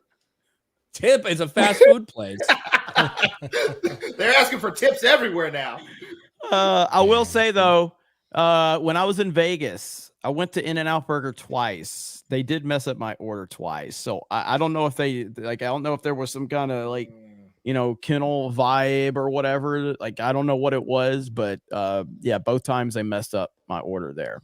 But I gotta say, now that I've had Culver's and In-N-Out Burger recently, it's Culver's. Culver's. It's Culver's. Always was. Yeah. You didn't have to doubt it. So. It's I don't know, Culver's. man. We were talking highly of McDonald's while we were there. No. Well, so as I said, when you find a good McDonald's, it's fucking good. The problem is it's so hard to find a good experience at McDonald's, but when you find it, it's on. Aren't they all the same, on purpose though? What, McDonald's? No, it totally depends on the people that are working there. Really? They can overcook or undercook easily, and because if you get a Big Mac with the perfect amount, just a right touch of salt and pepper on it, you know what I mean? It's just it's. I thought it's all automated. I had no idea. No, there's definitely a difference. You can definitely tell when you go to one of these places and you get a fucking Big Mac and you open the thing and it's just all fucking sliding off of each other. You know what I mean? These people clearly don't give a fuck. They hate themselves. They fucking hate you more, and they want your life to be miserable because they're fucking miserable. Most McDonald's employees are like TSA agents. That's TSA agents. They want you to be miserable because they're fucking miserable, and they know you're coming there. You're pissed off, you're stressed out, you're traveling, you treat them like shit, they're going to treat you even fucking worse. So I don't care. Yep. Yeah. It really is the area. Yeah. I live in a place where there's really bad McDonald's, like 2 miles away from a really good McDonald's, and the difference is like very like apparent. And you can also tell because when you go through the McDonald's that's terrible, everybody's just sad and you can barely understand them, and yeah, they always fuck up your order. Yeah. The other place they're like super happy and they seem like they're actually proud of their work. Yeah.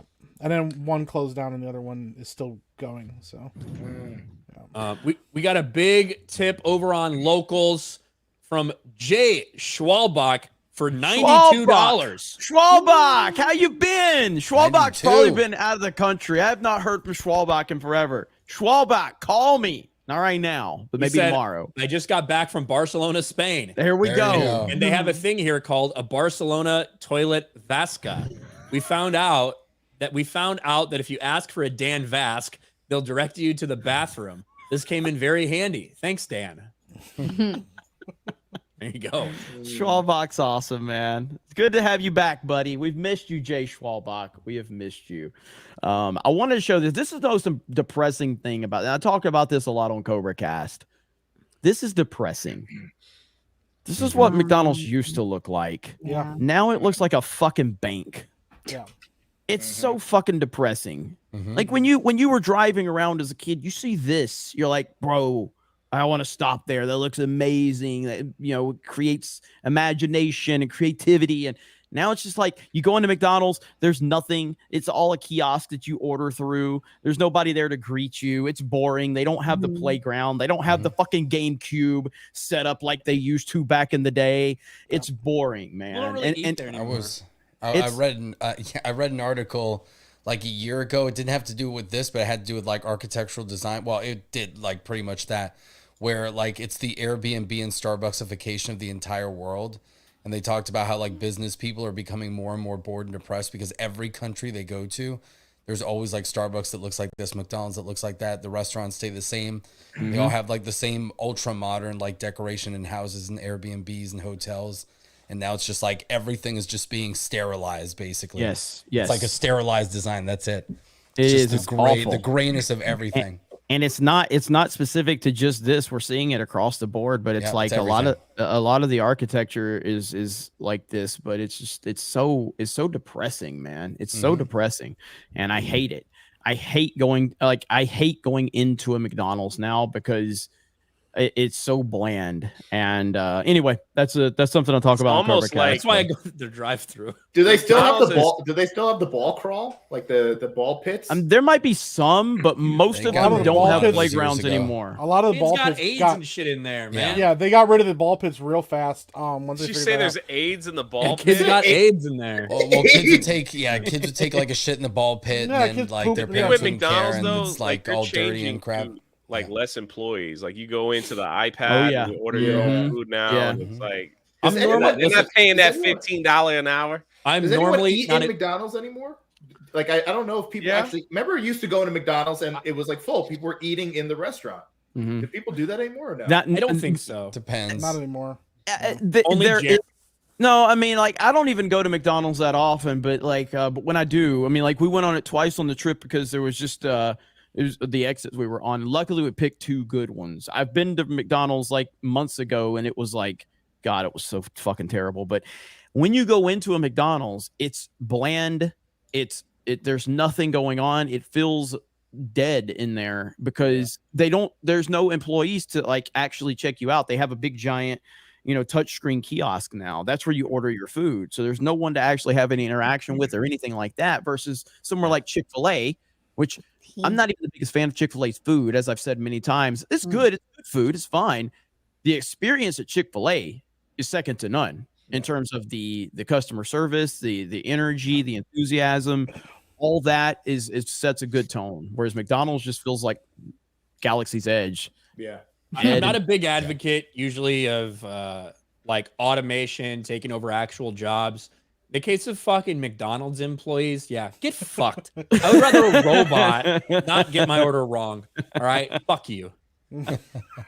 Job gone. Oh, There's a town like 20 minutes north of me that has a Culver's right across the street from McDonald's, and the McDonald's used to be like packed all the time because it's a small town. Now the Culver's is just always packed. Even their outdoors is always packed.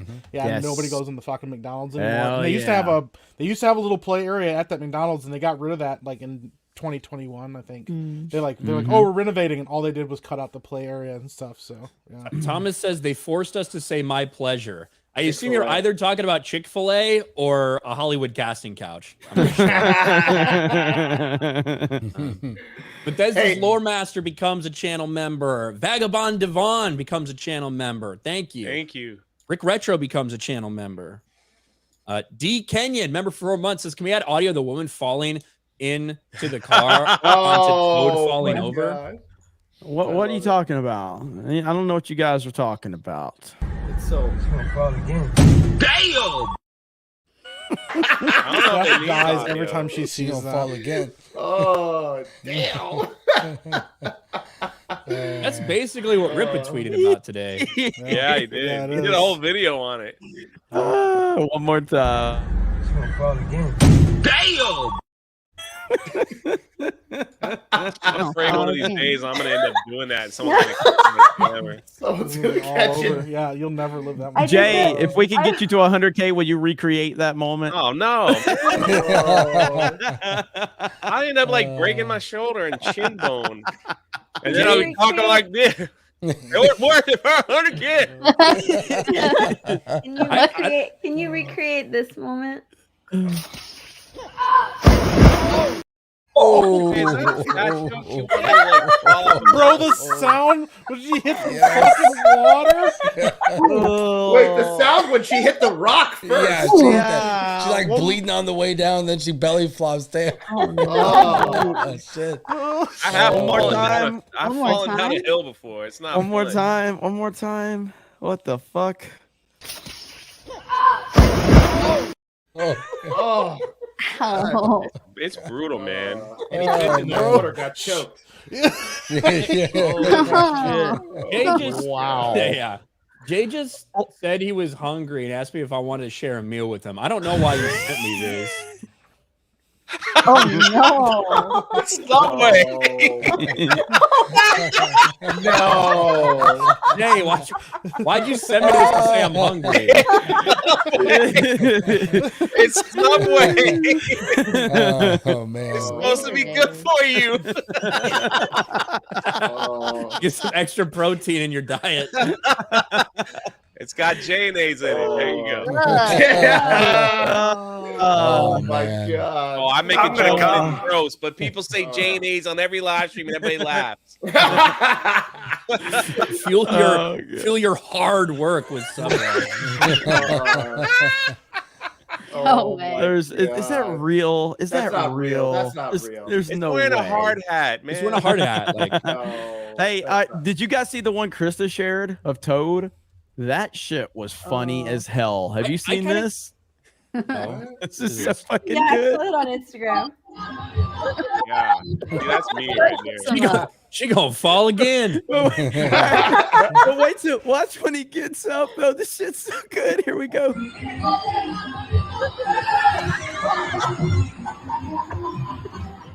He grabbed him by his head. That dude How ain't giving up skinny his is, look at the microphone. legs, man. How skinny are those legs? It's probably like a kid in there. Yeah, it's like a Even little just a girl or a midget. kid. That dude ain't giving up the mic. Comics is in there. That's comics division. It's a side job. And then he just lays there.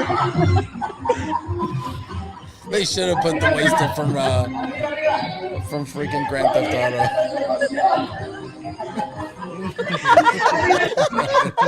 Lucky We're he didn't both take out all trying the so kids. His legs just disappear. Also, Take out all the kids. I looked it up, by the way. That Subway article that was real. It was in Wow. Pakistan. I believe it because it's Pakistan. Yeah. Yeah. And they don't got circumcised dicks over there, do they? So they probably don't even like immediately recognize it. Yeah, wait, what is this? What is I'm this? serious. You know what I mean?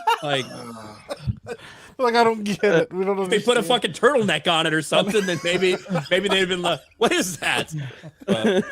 Have y'all seen that? Have y'all seen that? Have y'all seen that? Mario vibing like him and Sonic, where Mario's just getting down like he's in a fucking rap song or something. Have you seen that? Or there's a bunch of kids. Here we go. Mario is so fucking. This is so cringe. Vibing? Yeah, he's vibing, man. Look at him. Watch him. Watch him. Vibing. Hang on, I don't want to get hit. With the fucking. Here we go. Watch Mario. Watch Mario. Look at Mario. Oh wow. Mario had a couple too many pancakes. Look at it. Look at it. That's awesome. They gotta hire him at Universal, man. Oh my god. This is so bad. I want them at my birthday party. That's some like Backstreet Boys stuff. Yeah. Those fucking outfits love look so it. janky. Not fitted well. Janky. Dude, well, me and Jay and Beardo, we were in Vegas and we're walking out of one of the casinos, and there was one of those fucking janky Mickey Mouse characters. And Chris was like, "Oh, stop!" We had to stop her immediately. Do not make eye contact. Don't let them take a picture, because as soon as they do, they're gonna ask you for money. She was so excited to see Mickey Mouse. One time when I was in Vegas, I saw one of those scuffed Mickey Mouse dudes, and like, What do you mean scuffed? What does that even mean? he basically was done with his fucking thing. He looked like shit. His fucking like his outfit was stained and dirty. His feet were like tearing up and everything. And he's just walking back home. So he was just walking by people. Maybe he was drunk. He was just insulting them. He's like, "Get out of here, motherfucker!" Like he was doing shit like that because he was walking, and people were dying laughing. Everyone was hammered or drunk or high on the strip, and he was just shitting on people because he kind of done for his day. He was walking back to the car or whatever. Oh Back to the man, rat Oh trap. my see some. God. I'm telling you, see some shit Oh, in Vegas, man. You see God. some shit. Yeah, you do. Yeah, you Yeah, you can. do. Smell some stuff too. Woo, man! All I smelled was weed. Yeah. That's Yeah, all I smelled. It was terrible. Like I don't give a fuck like if it's legalized or whatever. Like it is kind of like annoying that it just smells like weed there. You know? Yeah. Like, you just can't get away from it now that it's like legalized. You can just do it on the strip whenever. Which again, I don't care, but it's just kind of annoying if you're just walking around and it smells like that all the time. It's good that we had bad reception at the moment, because we knew what was about to happen. Me and Beardo were live, and there was some ladies walking towards us, and as soon as they saw we had a camera, man, they just flashed it. It was all there. But they had like a couple things over like the main area pasties. here. Yeah. And but because it was the reception was so bad, you really couldn't see it very well. I'm like, oh boy, we're about to remove Chrissy this. said she saw just like a bare ass vagina 5 minutes into her trip. Wow. Not hers, to be fair. Just not hers. on the strip. Conberry Mastiff for 25. If I was serving Ryan, I would totally mess up his order for the lulls. Yeah. You wouldn't even have to try; it would just happen. Yeah, it would But just thank happen. you for $25 naturally. Let's we see. got to talk about Little Mermaid here in a minute. Let's see. Scuffed Mickey. Scuffed Little Mermaid. Scuffed Little Mermaid. I've never heard that term. That's amazing. No, but so Little Mermaid right now, the tracking for Little Mermaid is around the same as something like what Aladdin, right, Ryan? It's like I think it's like 70 to 90 million is domestic opening, right? Is that what they're saying? Around 70 to 90 right now. Long range forecast box office projections for Little Mermaid are between 70 and 90 million dollars. Yeah. And recently, something that made Stephanie very, very happy is they released some posters. Stephanie was very happy about these posters. So right here, you have Sebastian.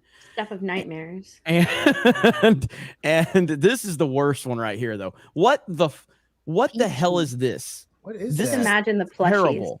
It's just a plain fucking fish. There's nothing like Choke just kind that of goes stupid back to what we're fish. talking Choke about. it. What McDonald's is now. It's the This is McDonald's fish. Yeah, it's a McDonald's fish now. No personality whatsoever. I don't have the picture up, but I don't know if Ryan has it around. But like the Melanie Mack, when she put that picture of was it Hide It Harold? Is that the meme? Hide It Harold, and this picture of Flounder. Like that was the best description of what this is, because this is depressing. I don't know how to judge this movie. As we were talking about earlier, I guess Aladdin made like $1 billion worldwide. It did. Which is very surprising to me. Now, again, that was back in what, 2018, 2019. Obviously, the horrendous Lion King remake made $1.6 billion. That is one of the worst films I have seen in my life. I hated everything about that movie. That, again, was another lifeless remake. I don't know how to judge this movie. I don't know if this movie is going to do a lot or not. It's got to make probably what, 600 million to break even, somewhere in that ballpark, which seems very high right now. So I don't know. What do you guys think about The Little Mermaid? And do you think that it's actually going to do good numbers? I can't see it, but who knows? I don't know who this movie's for. Like, it doesn't look like it's a fun, bright, family-friendly film. It doesn't look like it's for people who like the original. I honestly, is it just for like little black girls? Is that the only audience they want going to? That seems to be the only audience they've actually targeted. And I just don't know. I can't see this movie doing very well because the energy surrounding it and the discussion surrounding it has been overwhelmingly negative for a variety of reasons. One, because of the race swap characters. Two, because the entire thing just looks dark and gritty and dim. Three, because the CGI looks absolutely fucking dreadful. And of course, four, because when you push the identity politics, you start to see it everywhere.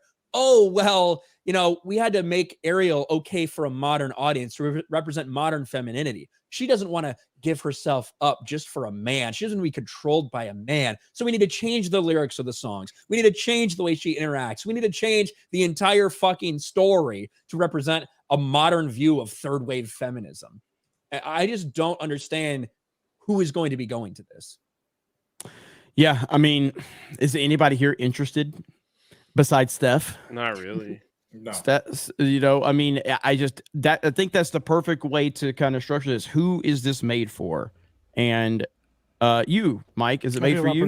Yeah, I feel represented. Are you going to be there opening night, buddy? I'm going to be crying. Yeah, and sitting in the front row crying. I'm going to have my hair braided all down and everything. Just singing along with her. Finally, I get to see myself on screen. Yeah. I will say this, though, that they did announce that the Little Mermaid from the film, not the original actress, but someone that looks like her, will be at Disney World taking photos. So that's kind of new. Like they've never really done that before. So I'm wondering if they are doing that to hype the film. I've seen an Ariel at Disney World before, and it was a white girl with red hair, and kids were taking photos. I waited on the line, and it was it was the Little Mermaid that we saw in the movie. That's who they normally have, but they made an announcement saying that this Ariel will be there for a couple special days. You mean a black Ariel? Yeah. Are you sure it wasn't Halle Bailey? I thought Halle Bailey herself was going to be there for some things. She definitely will be there in like some of the parades and stuff. So maybe that's what they announced. I'll have to double check, but I really think that they were like, you could take pictures with the new Ariel from the film that's being released before the film is being released. So, Suresh, did you see the new lyrics for Little Mermaid? I think we put out a video. Yeah. We're on Geeks Gamers live for this. There's new lyrics. Yeah, they changed the lyrics. No, it's right here. Hold on. Oh God. Maybe we've got it. Ready? Look at this shit. Isn't it dope? I want to talk about Little Mermaid. Look at this shit. Isn't it dope?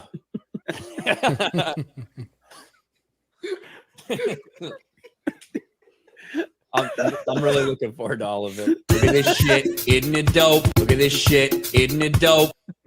Check it out because it is woke. Oh, hey, there we go. There you There we go. go. Nice, yeah. So, are you excited now, Suresh? Are you excited? Oh man, I don't know. It's gonna be the best, man. I don't know who sat in some boardroom at Disney and said, "Listen, I have a great idea for a Little Mermaid remake."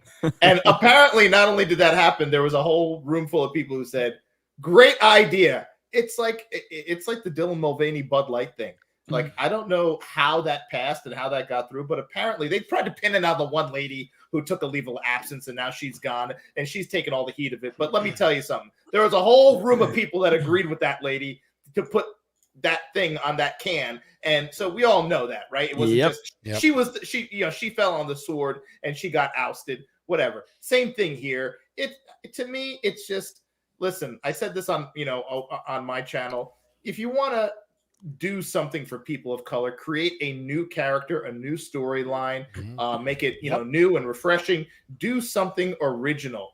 But to replace a white redhead with a black girl in a story that, like, I literally have talked to women of color who said, no, I don't know why they did that. They're like, we get what they're doing, but I don't know why they did that. And so if you have Black women saying, I'm not quite sure why they changed it. I watched The Little Mermaid as a little girl and I had no problem with it. Now they're grown, they have children of their own, and they're like, why would they do that? So it's just, it's a move to pander. It's a pandering move, and I think it's going to bomb. I think it's just going to completely tank. And on top of it, like you said, Jeremy, the whole movie has like this dark feel to it. It just doesn't have a feel good tone to it. Yep. No, and I mean, if you look at it again, we've never seen, to my knowledge anyway, and I don't know if this is the one with the most. Ryan's gonna know, but these downvotes are insane. Look at this, 1.8 million. Wow. Yeah. She's one of the most popular million. Disney princesses, and they've literally just completely trashed this movie. Yeah, 1.8 million. What I find downvotes. interesting is that the Lilo and Stitch, when they made the characters a little too white, the same people who are telling people like us to shut up about the race swap are mad that they're not dark enough to be in the Lilo and Stitch remake. Yep. Yeah. So it's I sent you the article, Ryan, but thank you. The Rogue Attraction sent it to me that Ariel from the live action Little Mermaid will meet guests at Disneyland and Disney World this summer. So the first time they've done that kind of. So I guess they must be banking that this thing is going to do really, really well, that people are going to want to take their kids to the theme park to go meet the new Ariel. I think it's going to make money despite itself. I mean, I think there's a lot of backlash, but Disney knows which one of these are projected to make a lot of money and which ones aren't. And, I mean, like Jeremy said, the Lion King was terrible. It looks terrible. Every time I've seen any clips from it, it looks awful, but it still made a ton of money somehow. I mean, I think people, they don't know any better. They're just like, oh, this is going to be cool. I love The Little Mermaid. I think when you look, we even compared these because I just had the thought about it when we were on, I think on G&G Daily, when we were talking about this, like when the projections first came out. Even though Little Mermaid is beloved and very iconic, it didn't really do gangbusters at the box office when it came out in 1989. Now, maybe it was that because it was right before the big Disney 90s boom, maybe. But when you look at it, it made like $200 million. Beauty and the Beast made like 450. Aladdin made like 500, 550. Lion King made like 900. Well, probably when it first released, like $800 million before a couple subsequent re-releases really bumped it up. Like those were massive. And Little Mermaid wasn't, I don't think, at quite the same level in terms of how it resonated with the audience. Still one of the most beloved characters for sure, but maybe that's playing into this too. I just don't see the energy behind this thing. It's not 2019. Things aren't popping off at the box office just because you stamp Disney on it and fucking put it out. I think people are tired of these live action remakes. I think especially now that they're fucking race swapping characters and telling you you're fucking racist if you don't like what they've done to it. I really think that Disney's in a bad spot right now. They've got children's animated movies bombing, Strange World, Lightyear bombing at the box office in 2022. They have the Marvel Cinematic Universe disappointed in Phase 4 and then started off with a flop with Ant-Man and the Wasp: Quantumania. So I don't think it's a guarantee by any means that this movie makes money, which would be at least $600 million at the worldwide box office. I don't know. What do you think this movie's going to do in fucking China? Can they really cover Ariel's face like they did for a fucking T'Challa to release it in China? I don't know. I don't think so. I don't know. I just don't think it's going to have a lot of energy around the world or here. Well, I get the good thing about the Mario movie is that there's no excuses now. There's no excuses for if a movie doesn't succeed that has, a lot of financial backing, a big fan base, iconic, previous iterations, whatever. So something like this, if it doesn't perform well, there's no excuses other than it was a product that people never wanted to see. Now, if it fails, you're going to hear all of the typical talking points, calling fans racist, sexist, misogynist, all of that. That will happen. But those arguments are falling, further from, like, no one's really connecting anymore with those. They don't sit there and believe them anymore. They're just screaming into, an open, void of nothingness when they say this, because people aren't buying that stuff anymore. So if Little Mermaid does lose money, first of all, I will say Little Mermaid lost money, just like Lightyear lost money, just like Solo lost money. And I think Lightyear is one that I think we can point to, because even with Lightyear, as bad as it ended up being, I didn't think it was going to be that bad. I felt like Buzz Lightyear, Toy Story, massive brand, massive iconic brand. Buzz Lightyear is an icon, even though Tim Allen wasn't, coming back. Chris Evans, it was DOA without Tim Allen, to be honest with you, man. Yeah, I mean, I'm nobody's happier than me that it failed. But prior to it, I didn't see it failing that bad, but it did, and I'm happy about that. So, and yeah, I know I see people in the chat talking about Drinker roasting Peter Pan. I've only seen a few of the clips, and apparently it's terrible. So, has anybody here seen it outside of Jay? Because I know Jay watched it. I have not seen it, boss. Oh. Okay, I figured you did. I'm working on my own stuff. I do have to say, so tomorrow, you guys know that we have Side Scrollers on Wednesday here on Geeks and Gamers. So Side Scrollers is a gaming podcast, Monday through Friday over on the Side Scrollers channel. But on Wednesdays, Stuttering Craig and the team are here on this channel. Tomorrow, scheduled on the Geeks and Gamers channel, he's going to have Boogie 2988. Ooh, and maybe do people even know who that is in the chat? Yes, they know who Boogie is. They've had a YouTube account for a while. The next name they're definitely going to know. I don't know. I'm trying to get final confirmation. So again, don't hold me to this. This is a maybe. But Boogie has a fight coming up with Wings of Redemption. And the person that is orchestrating all of this is Keemstar. Keem might be on tomorrow as well. That is to be announced, but definitely Boogie is scheduled. Wow. Someone said he didn't die of obesity yet. No, not yet. In fact, him and Wings of Redemption are scheduled to fight. It is going to be the 400-pound showdown in the ring. All right. Boogie versus Wings, the lol cow match we've all wanted to see for a very long time. It is happening. Will they make it past the first round? Will they both die of cardiac arrest in the ring? That has nothing to do with the jab. Who knows? You'll have to tune in and find out. So the best part of the whole thing is, to my knowledge, and I mean, I'm not planning on being on it, but I don't really want to. Like, the fact that there's a Geeks and Gamers show that's going to have, personalities like that, and I'm not a part of it, is the best part of it, because I don't want to be part of everything Geeks and Gamers is doing. I always want Geeks and Gamers to be bigger than me, and so this is a great moment for Geeks and Gamers and for Side Scrollers, and I'm really happy that we're connected with Craig, and he's doing good things, and I want to see Side Scrollers grow just like I want to see Geeks and Gamers grow. So this is really cool stuff, man. So we will see how it all plays out tomorrow, but we'll have our daily show tomorrow with Geeks and Gamers, as we always do, and we'll talk more about it, and I'll have more information on Geeks and Gamers Daily about what that's going to look like right after we're done. And it's pretty cool, man. So now Boogie, I mean, I used to watch Boogie a long time ago. I used to be a fan. Yeah, Francis. I mean, I watched Boogie his Draw My Life video was amazing at the time. It connected with a lot of people. It got, I don't know, man. I'm sure that video has like 5 or 6 million views. You know, it may have more than that, but like that was a big video. And obviously he kind of came up through the ranks being Francis, and then he kind of went more serious and started showing more of his personality. He gained a huge following, and it's pretty much been dead for about 5 years now. Like Boogie's career has been a complete and total disaster. Maybe reminiscent of Disney Star Wars is about the best thing I can compare it to. It has been a trash fire beyond belief. Boogie has fallen so far that it's hard to comprehend just how bad he has fallen.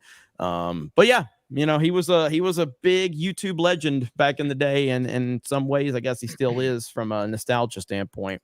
But that's crazy that they're going to be on this channel tomorrow. So it's nuts, man. I know, man. Wild stuff. So shout out to Stuttering Craig and the Side Scrollers podcast. So make sure you go subscribe to them on YouTube. Man, wild indeed. All right, Ryan, where are we at? Bill Sotheby for 20. I can watch Marvel movies and see guys battle aliens, suspend my disbelief. I can watch John Wick kill 20 people without getting shot and suspend my disbelief. But a black mermaid getting her hair wet, nah, not buying it. It's pretty based. Yeah, that weave hanging on for dear life. Ministry of Wrong Think for 10. By saying the new race swap versions of classic characters are specifically for POCs, by their own logic, they're literally saying the originals are only for white people. How is that not racist? That's how they see it. Because they themselves maybe couldn't actually connect to it. So they think that all fucking black people must think the same way. Yeah, I mean, Suresh, how do you feel about that? Do you agree all black people must have the same opinions? Well, you know how it is. You know, if I go on my channel and I speak proper English and, you know, do some, you know, there's set things that they say is like Uncle Tom-ish or whatever. It's, you're not representing, you're a fake, you're a fraud. You know, you didn't vote for Joe Biden, although Joe Biden said if you don't vote for him, you ain't black. So all these things, there's a whole list of things that can make you not black. It doesn't matter how black you are. You could be, you know, I could be as black as your sweatshirt, Jeremy, and you know there's the list of things that the people will say that makes you not black. You know, to me, listen, what would happen if it would never happen, but let's take a historically black character and they just swap him out with a white dude, or swap a historically black female character with a white chick. First of all, you know it would never happen, and if it happened, everyone, all the same people that are supporting this would lose their mind. So you know, I look at this is it's pandering, and I say this very carefully, and I think the people listening who look like me will understand the true foundation of people of color look at moves like this and they see right through it. They see right through it. It is pandering, it's embarrassing, and people who are truly, let me say, looking for diversity and looking for you know, things in that vein, they want to see original characters. They want to see original roles. They don't want to see you replacing white girls with a black girl and be like, hey, is this good enough? Is this good enough for you guys? Look, we're going to replace this little redhead with a black girl. Cool. Like we're taking care of, we care about you people. Like, right? And it's like, come on, man. That's like, everyone sees right through that. Black people see right through that. And I know a lot of white people are like, what, this is this a joke? Is that what they're trying to do to pander? It's like, you know, it was like Biden playing Despacito at that, like, you know, at that thing that he was talking at. Like, you know, it was like, yeah, this is how I'm gonna, this is me. And I'm like, come on, it's so embarrassing. Yeah, it is Hillary on, Clinton with the hot sauce. On yeah, on the whole Joe Biden comment. I shared this on CobraCast. I saw a few people in the chat asking me to reshare it. So this is from George Alexopoulos. He's the artist for Razor Fist's Indiegogo campaign, and he does political memes. This is my favorite one he ever did. "I'll never vote for you," says the black girl. "Then I'm afraid you ain't black." And he touches her. She turns into a white girl. I like how they still carried him off though in the back. Like you can see him because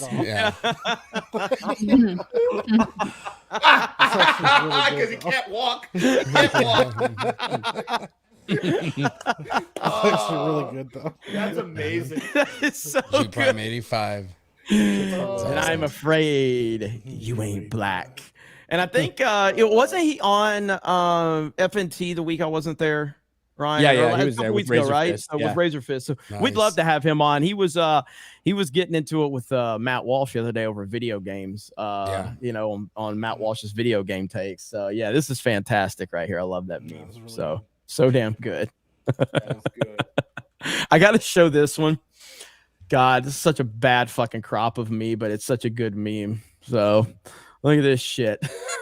That's pretty good. Oh, That's that's awesome. so good. Wow.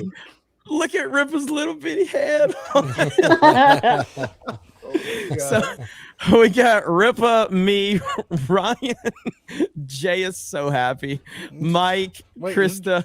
Isn't Jay in a girl's body too? Yeah, I think so. Yeah. Seriously, epic verse. Can we get a buddy cop film with all of us called the 199? Come on, Mike. We can make that work. happen. Make it happen. Yeah, that actually would be pretty good. That would be good. Jay The just has to be 199. Jay just has to play a female character for the representation. So Jay Lena. He's already got a wig. I think Mike actually needs to get to work on that right away. Yeah, I actually do got to bounce because I got to get ready for a shoot. Thank you, Ryan. Hey man, let them know where yeah. they can find you, Mike. I know you're doing good work, buddy. So yeah, biggest thing is keep your eye on Epic Verse, epicverse.tv. Go check out, get some merch there. Go 221B Tactical, also get some merch there. But yeah, just be have your eyes on it because I don't know, this whole writer's strike, you know, kind of accelerated our timetable a little bit. Talked to Josiah about it, and we might have some stuff sooner than we were planning on to show you guys. Just to kind of keep everything going and keep the momentum hot. So yeah, man, I'm excited. So just go check out Epic Verse and keep supporting us, and I'll see you guys soon. hey, don't leave yet, Mike. Don't leave yet. I gotta show you a meme. I gotta show you a meme. I really want to run away before you show me this. No, here you go. Here you go. Oh, oh my god. No. That's amazing. It's so fucking bad. Bro, It's good. Look how old You know he what's just cut really the funny bottom of his chin off. You know what's really funny is our fish in the house is dark. Blackfish matter. Blackfish. I thought we didn't put the little What happened to him? I don't know. I guess he couldn't swim. All right, Mike, take it easy, buddy. Good luck on everything, man. Yep, All right. appreciate y'all. See ya. Take it easy, man. All right, so there we go. Epic Mike, everybody. So we are playing. So we're still going to be going for another hour here, guys. So don't think we're going anywhere. But we're going to be playing Fortnite after this on Kick and on Twitch and all that good stuff. So, and I may just go live for the members here. So shout out to all the green peeps, the 199 in the chat. Yeah, give us the 199, Krista. 199. There we go. Well, I got to clip that out. Yeah. Were you saying that and just play that as one of the clips? And just for no reason, I want to play this.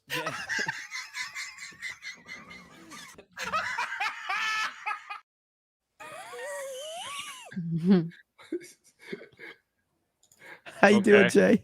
How you doing? I'm not too happy, man. The Miami Heat are losing, and oh man, It was all about, gay bathhouses and everything. It's all about round the clock sex. It's all, come on, man. I didn't play that one. I don't know who did that. What was that? Who the hell did that?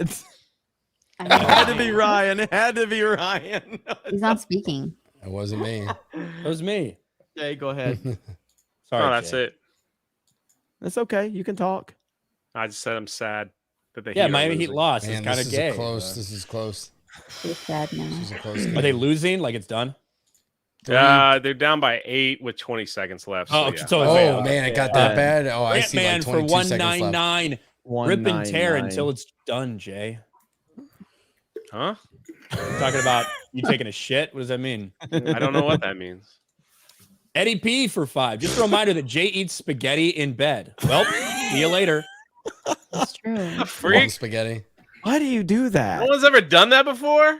Spaghetti in bed? Not in bed, bro. Man, No, I am on the like couch maybe, but not. $60 away from 91K. Thank you. Ooh. Hey, that's a lot of 91. spaghetti. It's a lot of Hey, no, spaghetti. It was like one time, man. Like, Why do you pretend like it's normal then? Bro. Why did you say, like- because it doesn't matter what I say if I mention it. Like, they turn it into whatever they want to turn it into. No. If you mention something weird, like, yeah, but I It's said one weird. time I spilled spaghetti, the sauce on my sheets, so I had to like clean them, something like that. I can't remember the story because you like going full George Costanza. I was like you watching- fucking mixing food and sex.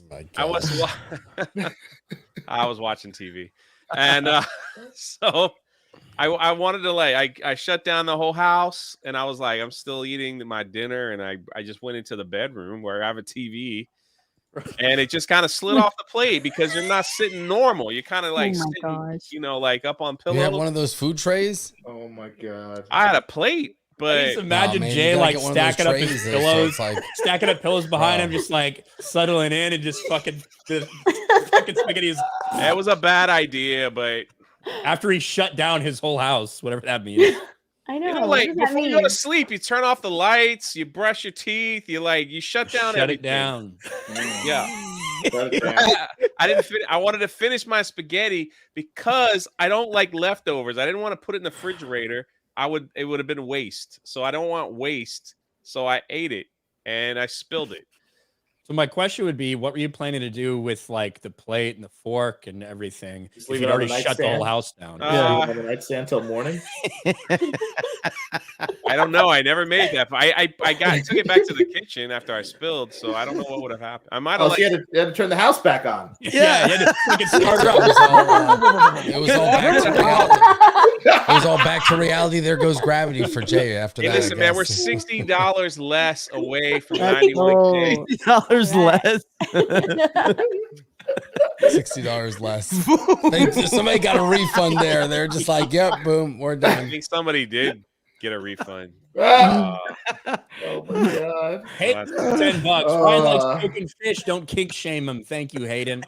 Hayden, for another $10. We need a man on the street to interview the writers protesting. Ask what they think they deserve. Ask what they made. Then talk about how it sucks to their face. Beat content. Be pretty good.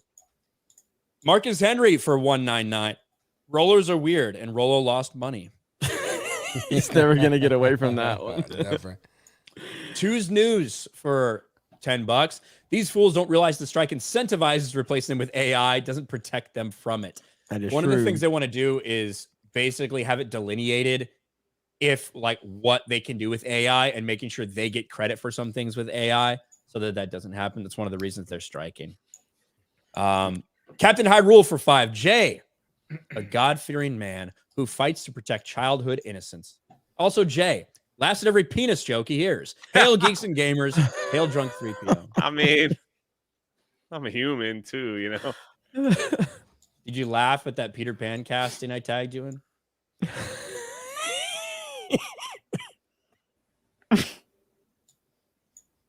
No comment. Yes. There you go. That was my goal. Funny. All I could think about was breakfast. And What spaghetti. is going on here? Arthur Who's Brown got a for poll? 10. We got a poll here. It says, "Would you eat spaghetti in bed?" 83% says no. That's a lot of yeses. That is a lot more yeses Maybe than they I figured. maybe they think that's like a sexual reference or something. I ain't never heard anybody eating spaghetti in bed. I've never heard that ever. That's weird. I've eaten pizza in bed. That's still weird. It is like I wouldn't say that. I wouldn't think that that's normal. You got crumbs in there. And But it's like, spaghetti if you have is the the tray, next- it's fine. Spaghetti is one of the most awkward foods to eat in bed. Yeah, you gotta Messy, like wrap. too. You gotta like wrap it around the Yeah. thing. You gotta put it in your mouth and just slurp it up. Yeah, you such got a- too much sauce, and it's gonna it's not gonna be good. It's hard to eat at a table. Yeah. Yeah, it is a challenge. Yeah. Yeah, it's What's an wrong with awkward you, food as Jay? it is. What's wrong with you, Jay? Maybe it's like very. I don't know. Maybe I'm Jay has actually like gonna, really now. fine motor Now Jay skills. is like inspired me. I'm gonna make spaghetti before Fortnite now, so I'm gonna be right back. I've I'm lived gonna in start some. boiling the water. I've lived in some weird places, man, where you just gotta like make do with what. What fucking Haiti? They don't even have beds there. You don't tell me you ate spaghetti in bed in Haiti. Maybe. You sleep on the fucking floor there. Yeah, it wasn't really much of a bed, but Yeah. we ate in the coolest spot where we could find. Try to find some shade. You're like, let's go into this tree. Oh Pretty fuck! hot, they cut all the yeah. trees down for firewood. We don't have any trees here. No shade. You sit in front of a fan, so like when you do eat spaghetti, it just blows all over your stuff anyway. Arthur What Brown the for 10. hell? I'm not watching it because they didn't cast Lizzo as Ursula. That would have been the right move. Oh. Yes, that would have been great. Lord Pepsi for 2. 199. Thank you. Rolando Ramirez for 10. That monetize your hater stream was crazy. Dude lost at the end. Thank you, Rolando. Marksman for 199. Play video of Gorlock the Destroyer. Hear wisdom. Or hear her wisdom. We did. Alec Baldwin's finger for 50. Ooh. He don't miss. You know what? Alec Baldwin's finger keeps dropping bombs. We may just get a he don't miss emoji. Like, I mean, you know, it would probably need a Hayden Wayne emoji as well. I'll consider that. But Jay is so rich from his book that he eats spaghetti in bed. That's a rich man thing. That's a rich man thing. Yeah. Eating Alec Baldwin's finger was awesome, man. He was so cool. He's cool. Yes. He don't miss. Rolando Ramirez for 10. I said that. I said that one. Bruh for $5 says bruh. Yeah, Special- like you know you're rich when you do things that's even too rich for Suresh. Yeah. What you do.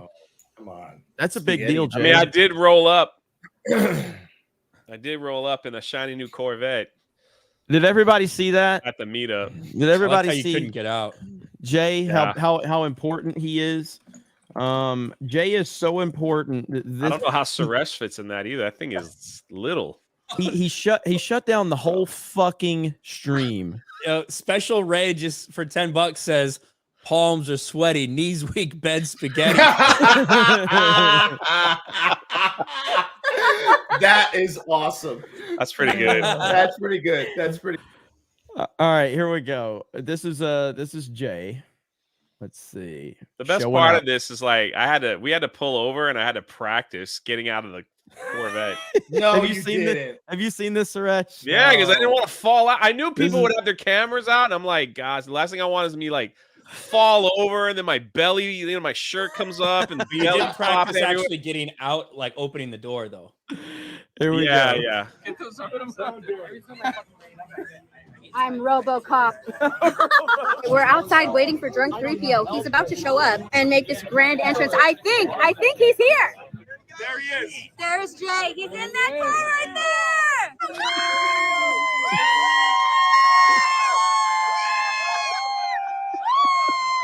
Settle down.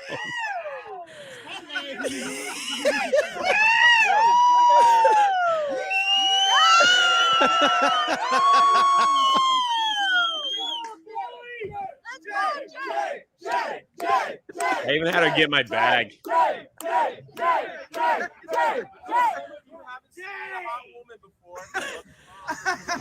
right, product placement. This is from Adrenaline Junkies. You know them,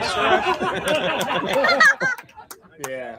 If you want exotic cars and hot women, that's who you contact. Hell yeah. Let's go, Adrenaline Junkies! Hey, there's the smoking man. There's Chris Gore right there. Oh man, that was so good though. You That know was them, so good. Suresh? You know Adrenaline Junkies? Yeah, of course. Yeah. Yeah. Yeah. I can't, yeah. Did you really pull over like before to practice I getting out? did. Yeah. Multiple times. And then when we pulled up, she was like, "Oh my God, there's a lot of people here." She goes, "I'll get the door for you." Lonely Fans Clam Slam Buffet and Disco for $10. WGA deserves all it's asking for because 6 years of the same sitcom format and jokes, 30 years of bad remakes, and 15 years of race swapping reboot screams. We are creative. You all need us. Yeah, exactly. Mar 15 for 199. I'm trying to be a contestant on my 600-pound life. I'd recommend eating more. Stacy S for $9.99. Is that a delayed laugh? I was like, Yes. I thought you had more to say. I was like, okay. I don't fucking know what else to say. That's true. ACS for $10. Jay, Oh, did you sleep in the wet spot? Say that again. Did you sleep in the wet spot? when you Like, spill spaghetti. no. I took the sheets off, and then you had to sleep on the bare mattress one night. This is so unnecessary. Yeah. Ooh, that's God. risky. Just That's next risky. time No you eat mattress spaghetti, make sure the wet spot ends up on her side. You don't have to sleep in it. Marcus Henry for 5. JB's got rabies. Achromatic Blue Chronicles going crazy. Then again, we can't forget about they bees. Thank you, Marcus Henry. Taters Vivo for Taters Vivo for 5. With all Jay's body parts super chatting, we should subtitle the stream Jay's Anatomy. There you go. I'm okay with that. I'm okay with that. Luis Cuevas for 5. Hey guys, choking fish, huh? Welp, see you later. See you later. Westcon for 5. Wait, that ain't a second Ripa. Y'all look alike. A kid, of course. Hail, much love. Thank you, Weston. What do you mean, you people? Yeah. I think he was talking to Jay.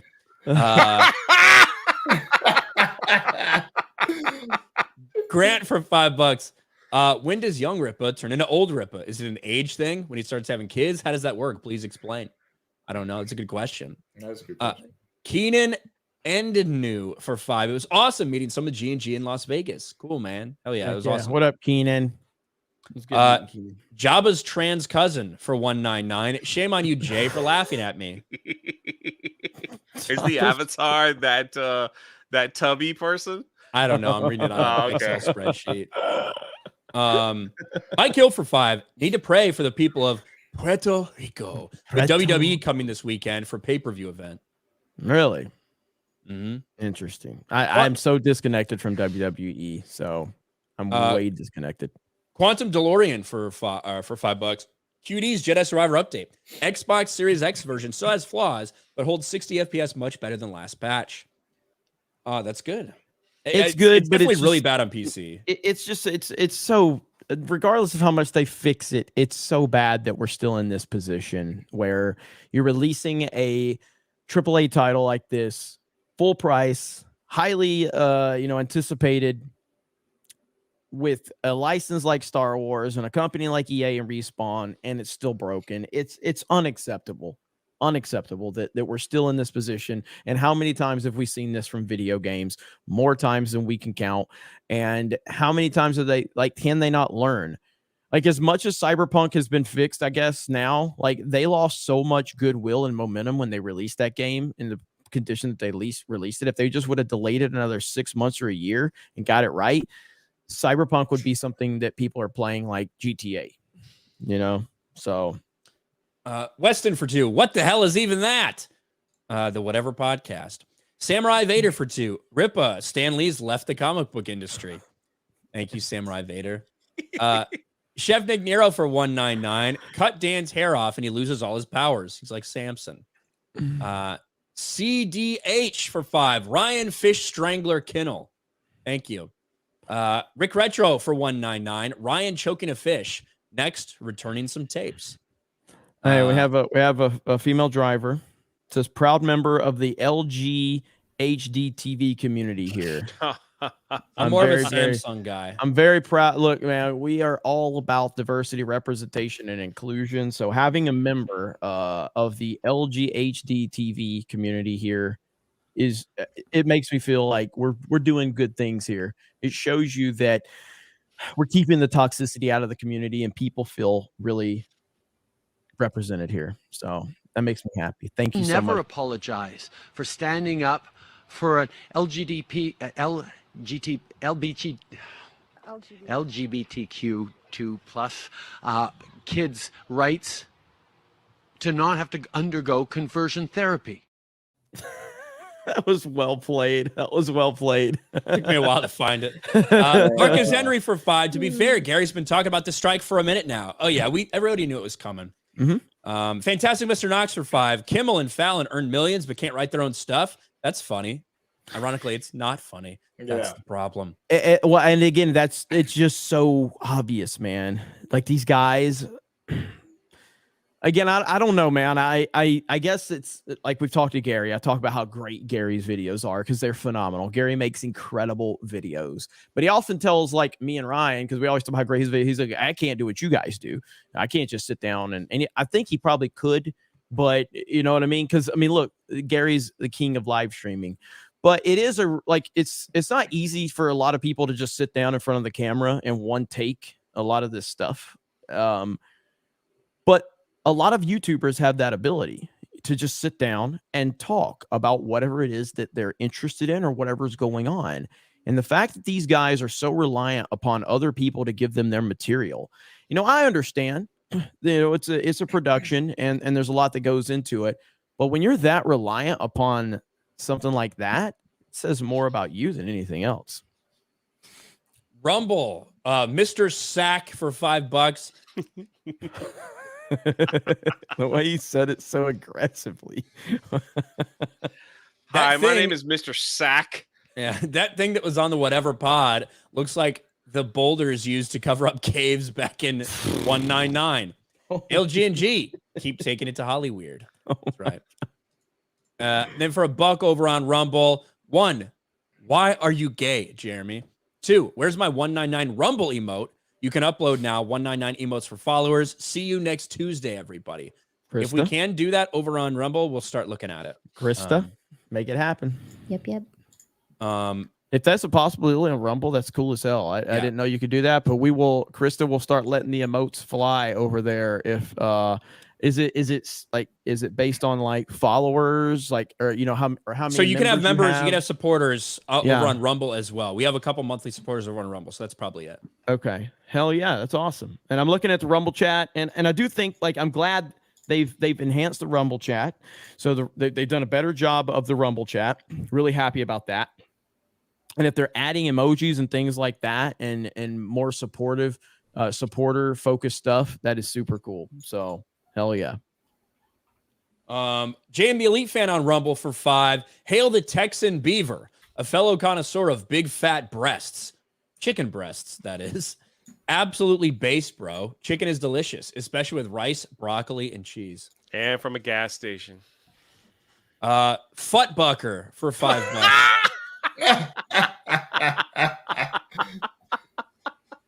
I can confirm Jay has shit the spaghetti bed more than once. Well, see you later. Thank you, Futbucker. Christian Rocker, member for 2 months, is turning 32 on Saturday. Decided to make a GoFundMe birthday fund because I have absolutely no shame. You're still my favorite, Jay. 199 for life. Thank you. Well, hey, happy early birthday, Christian. Hell yeah. Cave Mantero, member for a month. I don't know, man. I've been identified as a caveman with the hairy chest most of my life, and most people agree. Guess we'll see you in Dallas 2023. Thank you, Caver Nod Taro. Paul Estrada for 2 months. Ryan described this phenomenon as Kinnell's Law. Yes, no longer Murphy's Law. It's Kinnell's Law on his live stream. Whatever can go wrong will go wrong when Ryan is present. You're not wrong. I actually think that's pretty good. You need to embrace that. You need to put some Kinnell's Law merch out and everything like that. And I think you need to embrace that one. So, because it is true. Like, there's just something about it. I've never had my food mess up as much as it does it when I'm with Ryan. It's insane, and he deserves it. To be fair, he 100% deserves it. You 100% fucking deserve it. Why? Because you hate everything. You hate everybody. You're angry all the time. You know. Yeah, but I'm not treating You put bad vibes out everywhere you go. Like, it's the karma coming back. Did you feel like I was mean in the drive-thru? Not mean there, but mean in general. Meaning, like, you without knowing the people in there, you already hate them by default, because that's just your default. You know why? Because I knew they're gonna fuck my shit up. And I was right. So yeah, I should have hated them. Oh man. Lonely Fans Clam Slam Buffet and Disco. Welcome to the 199, and then. Lonely Fans Clam Slam Buffet and Disco gives 5 Geeks and Gamers memberships. Thank you. Hell yeah. Dizzy Thumb, member for a month. In Chicago, Rock and Roll McDonald's closed because if asked for missing money and paid $200, you get crack. Now it's eco-friendly McDonald's. Wow. These things happen. By the way, so looks like it will be Boogie and the regular crew, the regular side scrollers crew tomorrow. No confirmation on Keem, but and Boogie will be talking about his fight with Wings of Redemption. So tune in to Side Scrollers tomorrow on Geeks and Gamers, and I will be we'll promote that. obviously, tomorrow on the daily stream as well. Who you got, Ryan? Who you got? I'm going for wings. If I was to place a bet, I think I'd say wings. I haven't seen. I actually need to see some like footage of both of them training. You know what I mean? That's what I really need to see.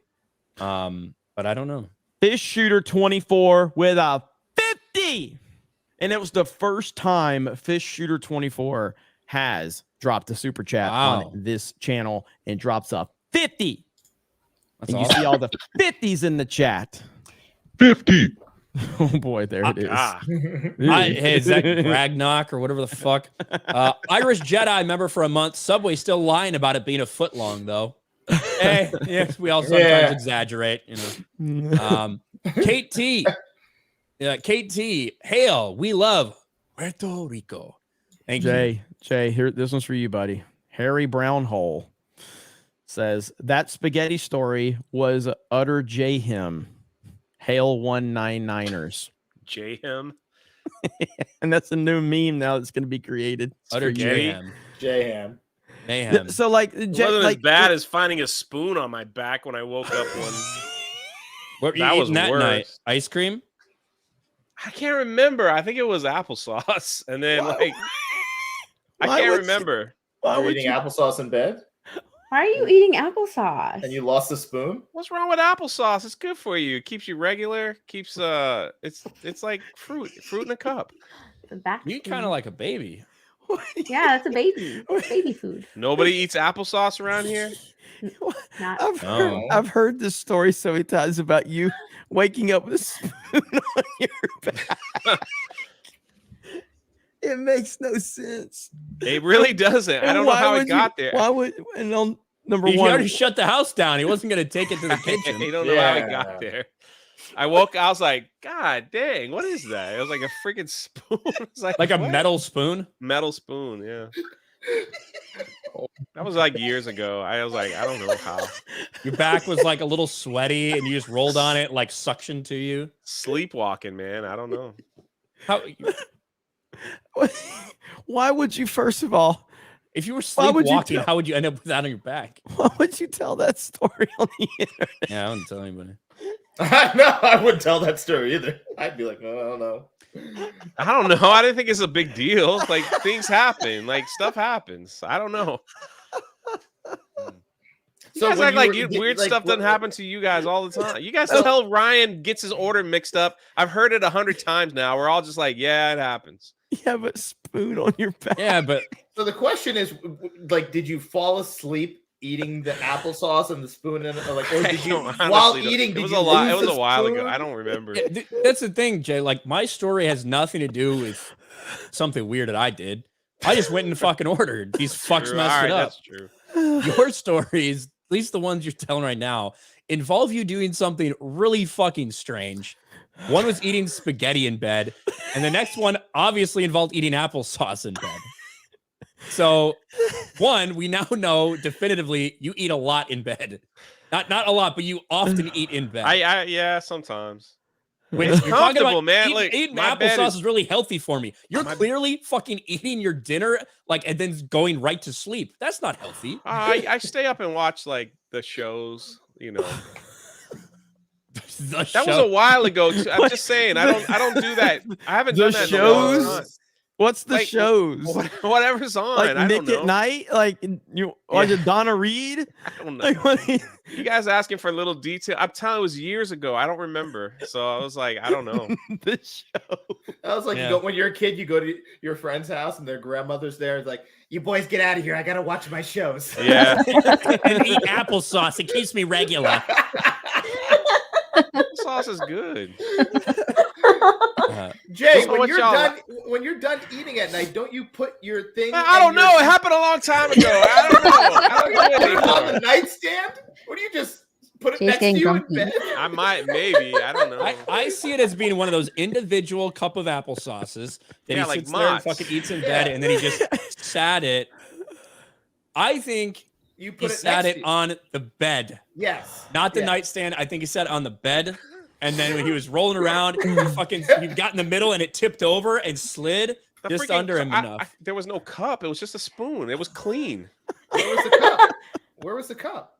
That's what I'm trying to say. I don't remember what I was eating. I don't know how I got in the bed. The It cup's just never been found. Mr. Parker. Oh my god. Fish shooter, Ryan, Montana, elk steak. I won't mess it up. Hey, that sounds good. That sounds good. Thank you for the $20. Hell yeah. Spoon for $4.99. You told me. You wouldn't tell anyone. Oh my god. Color is so quick. I love it. That was quick. I know. That was quick. I think this guy's name just happened to be Spoon and he was watching. The spoon picture. Yeah. all right, guys. I'm 900 away from 92K. So Nice. Oh, OnlyFans man. Clam Slam Buffet and Disco for two. Jay, have you ever wake up with warm yogurt on your back?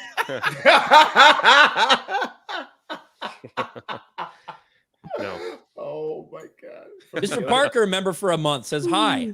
Hi. Evro, member for 3 months, is 199. Thank you. JM Elliott becomes a channel member. Project Egg Roll, member for 3 months, says Jay's a baller. He's keeping us in his basement to be used for sweatshop money. There you go. Get that rebellion merch out, man. Forgotten, member for 2 months. Oh, sweet. A second free membership. Thanks to Hayden, I assume. We'll get a membership eventually. Saving money to go see my mom. Thanks for the laughs. Thank you. Hey. Oh, nice. Like I said, man, all those memberships, Always good to see Mom. it's appreciated. All those gifted memberships. So thank you guys. And we try to, I know a lot of people, like we had a few people comment on CobraCast and they're like, hey, I got gifted a membership, but now I'm re-upping. And I'm like, that's awesome. So thank you guys. Jay Rock, member for 3 months. Jay's so rich he'll be eating Franken beans in the bathtub next. Preserving Light, member for 2 months. Kirby the Whale. Thank you. Nadrigal or Nagardal. Nagranol. Nagardal. Yeah, Nagardal. Easy. We're getting close. I We're know. getting close. Nagardal. God. I am never going to financially recover from this. What do you call people that annoy you? Oh my! You have that clip? We can't play that clip. Nagardal for $4.99. Let Hollywood burn and may the epic verse rise from the ashes. That's right. Blake Hemlow for Canadian 5. Today's my 25th birthday. Happy birthday, buddy. One-eyed purple yogurt slinger for 2. Where the clams at? Dirty Jersey repping the 199. The 199. Lonely Fans Clam Slam Buffet and Disco just gifted 5 D-Day Cobra. Geeks and Gamers memberships. Yay. And we're up to 70 new members on the night. Nice. Thank you guys so much. New members. Shout out to the 199. Appreciate you guys. Drew Outstanding in Field for 5. Channel name suggestion. Let's be Frank. Gore. Chris Gore. Frank, if you nasty. It's just... J-Doc for 5. I kind of feel bad about that one. J-Doc for 5. You remember that one super chat guy months ago who said, your Uranus has the best chocolate. The best chocolate comes from Uranus.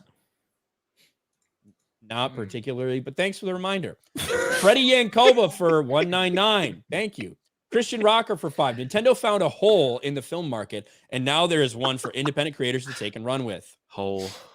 That is true. And I do want to kind of talk about that for a minute because we did put that in the title in terms of Mario hitting $1 billion. And there's I think, tell me if I'm wrong, panel. That's fine. I really want to know people's perspective because obviously I'm very much attached to this, for being a Nintendo fan and everything. But I genuinely think this could change. This could shift Hollywood. This could shift things after the success of the Mario movie because of Hollywood's tendency to want to mimic everything that they see that succeeds. I think we're going to get an onslaught of video game movies. I think there's going to be all types of opportunities out there, but I think the Nintendo Cinematic Universe can be the central focus of that. Am I wrong in thinking that? Do I think this? I think this is going to be huge. So What do you guys think? I already know where you stand on this, Krista, because you know you're so super hyped about the Nintendo stuff. But like Jay, what do you think? I mean, yeah, we'll see a Thank lot you, more Jay. video Appreciate games from that. Nintendo, No. and I do think like I'm sure they're exploring tons of other options of like what movie they need to do next and Oh how yeah, and I they'll think put that it all together. But it would be kind of go ahead. no, go. Sorry, I was. I think it'd be kind of cool if they did a bunch of like movies and then brought them all together like the Avengers and did Smash Brothers.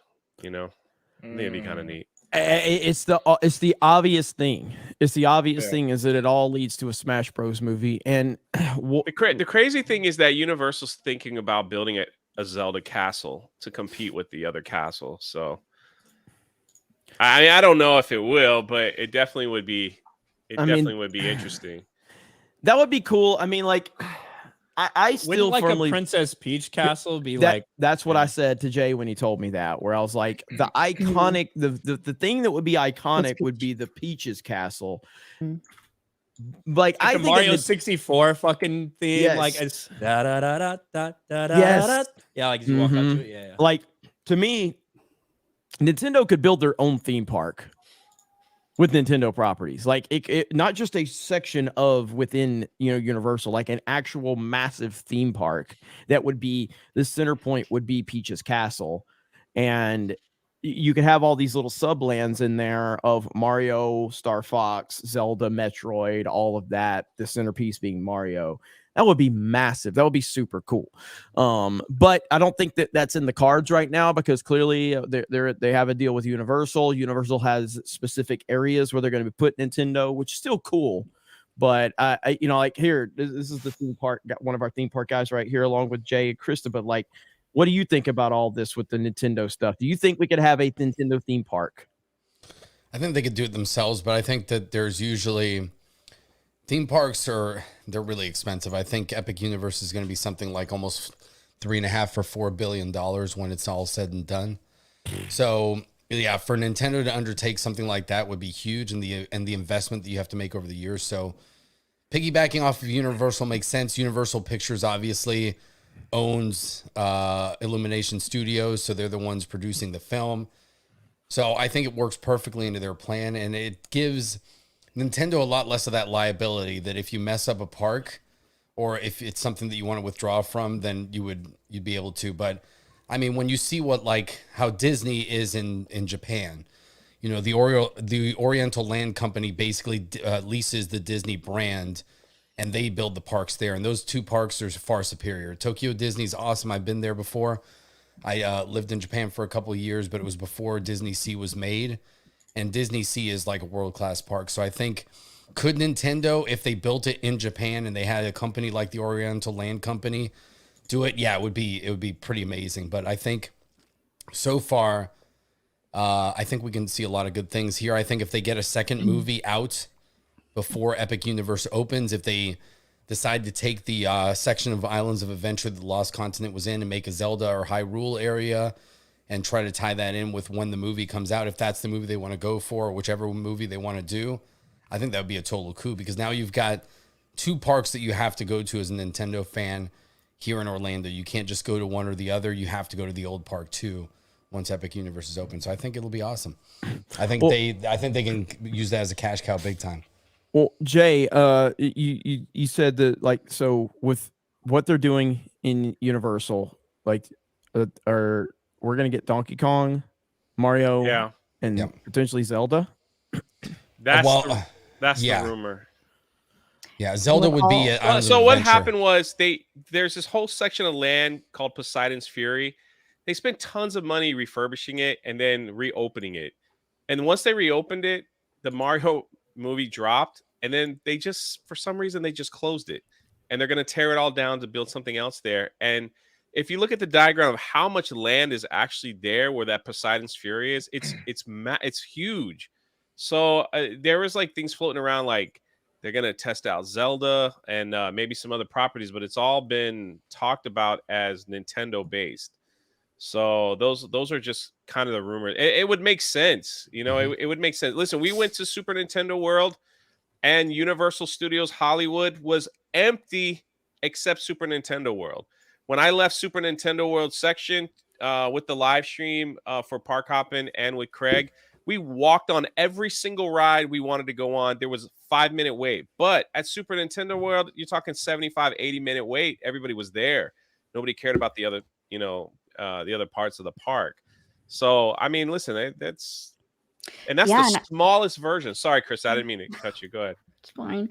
No, I was just saying, I mean, like, we're seeing what's already happening in California, and when it comes to Orlando, I think it's going to be even more grand, as we know. And I think that Disney is already sweating, if not, because with the movies coming out and with the theme park coming to Orlando, they're going to be in big competition, I think. And yeah, I think they're already sweating with the Mario. I was stated on Park Hoppin' saying, because I watched Super Nintendo Land in Japan, and I saw tons of people with these freaking hats on, right? Mm-hmm. And I kept saying, I don't know if that's going to fly in America. They might have to change it up. I was dead wrong.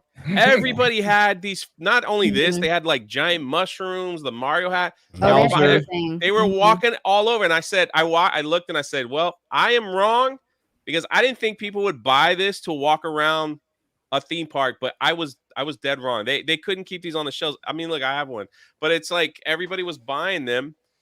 And wearing them everywhere we went in the park. So yeah, and then you go to like, you look at the merch at Galaxy's Edge, and it's like no one's buying them because it sucks. And the reason people are buying the stuff at Super Nintendo World is because it's characters that we actually love and care about, and that's why people are buying it. You're just sitting there saying like, oh, who's going to buy something like that? It's because people care about it, and that is why they're buying it. Very well said. Yeah. And look, and the reason I wanted to talk about that was because a lot of that, what they're doing in the theme parks, to me, is a little bit of insight as what we think they're probably going to do with the big screen stuff. And it only makes perfect business sense from that standpoint. So I can't wait. Orlando, it's going to be opening here. When is Super Nintendo World opening in Orlando? 2025. 2024, 2025? 2025? Yeah, 2025. They keep saying summer 2025. They'll probably do so when Islands of Adventure opened in 99, they did two things first. First, they took what was the tribute store in Universal, and they're going to make it a preview area. So you could probably expect that this year, and that's where they'll give you the diorama of actually how Epic Universe is going to look, a lot of the attractions you can expect there, and kind of like a preview. Then they'll probably do 6 months before the park opens. They'll do a soft opening with the season pass holders and Florida residents. So it'll probably just be Florida residents for that. They'll tweak everything out. So that might happen. That could happen at the end of 2024, but it'll probably be the first few months, because I think it's going to be like June 25. Now they could, look, I've seen the park a few times from the air. I've taken the drone out a few times. I need to go back because it's been a couple of months since I've seen the progress, but the progress I was seeing was pretty good. And if they feel that they have enough resources, they can go back to Islands of Adventure and demolish, Poseidon's Fury and build something there. It tells me that they're probably ahead of their timeline a little bit with construction over at Epic Universe. So they obviously feel like they can do two projects at once at this point. It's going to be interesting. So we got a poll in the chat. Do you think after a Mario movie will shift Hollywood? Yes, 35%. No, 42%. Unsure, 23%. So, it's a good discussion to have, and I got to show this one really quick. This is in the Snake Pit Discord right here. There's Jay. Yeah. Why are you so little? Oh man, there's another one of me in here. Hang on, let me. I don't know what the Legion of Memers are having way too much fun. I don't know what this is from. I guess I was holding. I had to be holding the gimbal, is what I'm thinking, but that's not what I'm holding in the meme. Oh yeah. So right there, I guess I was holding the gimbal. I don't know. Yes, that's right outside the penis there. Yeah, I know. A little lightsaber. Tiny lightsaber. It's a light dagger. Yeah. So we do have the Geeks Gamers Discord, and then we have the Snake Pit within the Geeks and Gamers Discord. Those guys have a lot of fun over there. I got to play something really quick that I just hit my feed. as most of you know, Matt Walsh was fighting with a lot of people yesterday, and he's responded directly to the quartering now. Oh, dude. Uh-oh. It says, wild take, Matt. I am not conservative, nor have I ever claimed to be recruiting for them. Comparing our numbers is weird. You were not mentioned in this tweet, and it was not about the right. That's why I didn't say Matt Walsh. It was about the right. That's why I didn't say Matt Walsh. Seems kind of sensitive and pointless infighting. Let's hear what he's got to say. The right's weird obsession with disavowing video games, anime, and social media is why they will never appeal to most of Gen Z. The base is literally dying off, and most of the voices in the community are actively refusing recruits. Well, with all due respect to Jeremy from the Quartering, I think it's safe to say that I have recruited more people into conservatism than he ever has or ever will. I do sometimes, I have to admit, get a little bit tired of hearing lectures on effectiveness from people who are far less effective. The right's weird obsession. Wow. Jesus. They have no idea what they're doing when they do this shit. The constant disrespect of video games, nerd culture, anime is so unbelievably bad. And this is why they fail. And they're going to continue to fail. Quartering had a great tweet the other day. I think I bookmarked it. Let me see if I can find the bookmark, because to me, this is exactly the type of forward thinking that the conservative side misses with this whole culture thing. Instead of mocking all these dumb cunts that the DNC is hiring as paid political shills on TikTok, the conservatives should be doubling down and hiring even more. This is the mail-in ballot thing all over again. 100%. 100%. Very well said from the Quartering. I don't know what Matt Walsh is thinking, but I did want to highlight that. At the end of the day, the constant attack on video games is just nonsense, man. So here we go. Nick Levi for $5 doesn't say anything. Thank you. Then for another $5 says, I'm boomeranging this super chat thing. Just wanted to note the last strike gave us indie gems like Dr. Horrible. There you go. Fantastic, Mr. Knox for 5. If these writers are concerned about AI taking their gerbs, then maybe they should write better stuff. I have no sympathy for him whatsoever. East Coast Toasty Boy for 2. Eric's doing a clown hater stream. Thank you. Taker for $2. Adjusted for inflation, Jay's only made like 60K. Rip it. Did you have fun? Yeah, I made a lot of money, so that's always fun. Who was it? I don't know, man. Some retard. Yeah, we ended it with him. He called me a dipshit, and I was like, all right, whatever. But yeah, it was good, man. This guy, man, I'm gonna leave it up. I think I made a decision. I'll change it to one of my creative titles. I just gotta think of something. I'm gonna leave it up. Everybody can go see it if you want to. This guy was, he said he wasn't drunk, man, but I don't know, man. Like, I think he was drunk. I think the guy was fucking drunk, like no joke. But yeah, that guy was spazzing. That was one of the more weird ones that we've done. We've done some weird monetize your haters, but that guy was special. Slade Lawton for 10. So Ripa's stars have made it in the second round. Also, is Ripa aware that Gordie Howe passed away? Jesus Christ. He walks right back in to get that. I've been saving this one. Ripa. In other news, Jeremy and Ryan just learned Dallas has a hockey team. That's not true. Dallas Stars. They won the Stanley Cup in like 98, 99. 99. Brett Hall, right? Yeah, Brett Hall, Darren Hatch, all that. That was Brett Hall with the Stars. He was also with the Blues, right? He played for a lot of teams. Yeah, he played with Detroit too, didn't he? I think it's where he went after he left us. Did he score like the fucking game-winning goal or something? Yeah, Brett Hall was a fucking monster that year, man. Yeah. 199. Yeah. Pyro Rumpa for 5. When Jeremy said Jay was closing on 90K, I thought he was going to say subs. Big gulps, huh? Damn. That's cold-blooded. Jay Green for 5. Breaking. Pixar announces new movie, 2025, Choking Nemo, starring Ryan Kinnell. Iron Oxide Entertainment for 5. Jeremy looks like Peter Dinklage in Infinity War in real life. Like a tall dwarf. That's so not true, but that's funny. Jay's sweaty tits for $1. Thank you. Zootopia for 5. I think he should resign from the council and run in the Miss Black America pageant. The worst thing about the stream the other day when me and Ryan were talking about the inflation shit was me finding out that apparently there's this massive Zootopia fandom that I was not aware of. That just creeps me out right there. I had no idea.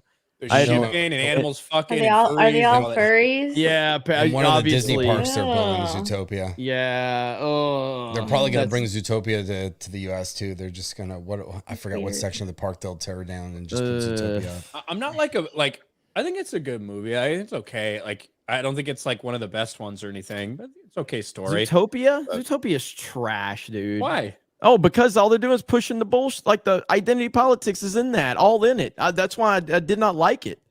Like the representation bullshit, all that messaging is in there. I fucking hated that movie when I saw it. I think it's fine. I don't think it's one of their better ones. It's fucking bullshit. It's fucking bullshit. And that was before all this stuff was going on. But it is fucking woke as fuck. And that was before wokeness was a thing. But all those little subtle messaging are in that. Fuck that movie. Mr. Peckerwood. Zootopia wasn't Pixar. That's what I it was a Disney animation. Disney animation, yeah. Mr. Peckerwood for 5. Look up Joran Victoria Alme, an able-bodied man in Norway that identifies as a disabled woman. There you go. Oh, my. He wants his animals white. Yeah, what the fuck?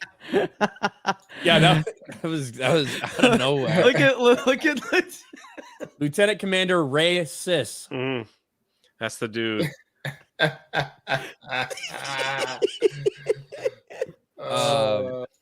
East Coast Toasty my Boy. Grandson Ethan about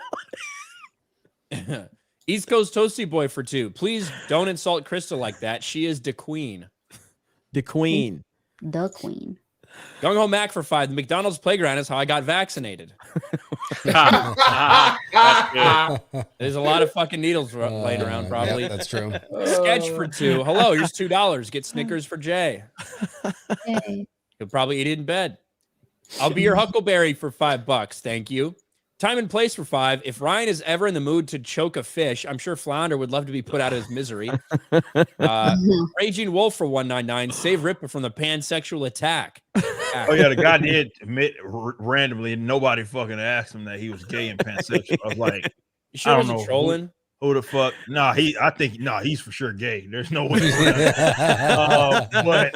Yeah, he brought it up unprovoked. I don't know why the fuck he brought that up, but yeah, he did bring up the fact that he was fucking gay. He said first he said he was gay, and then he said he was pansexual, and I was like, all right, man, whatever. So yeah, same shit. Yeah, what's the difference? Arthur Brown for 2. Ryan cat emoji. Thanks. Dahako for 5. Many adults have strong emotional attachment to animated characters from their childhood memories. Explains part of the pushback. Blake Barrett for 5. What I don't understand is every culture has cool stories to tell. Why not adapt something without race swapping? Because you've never heard of it before, so they know it won't succeed because they're terrible writers. So they have to take something that has pre-existing recognition.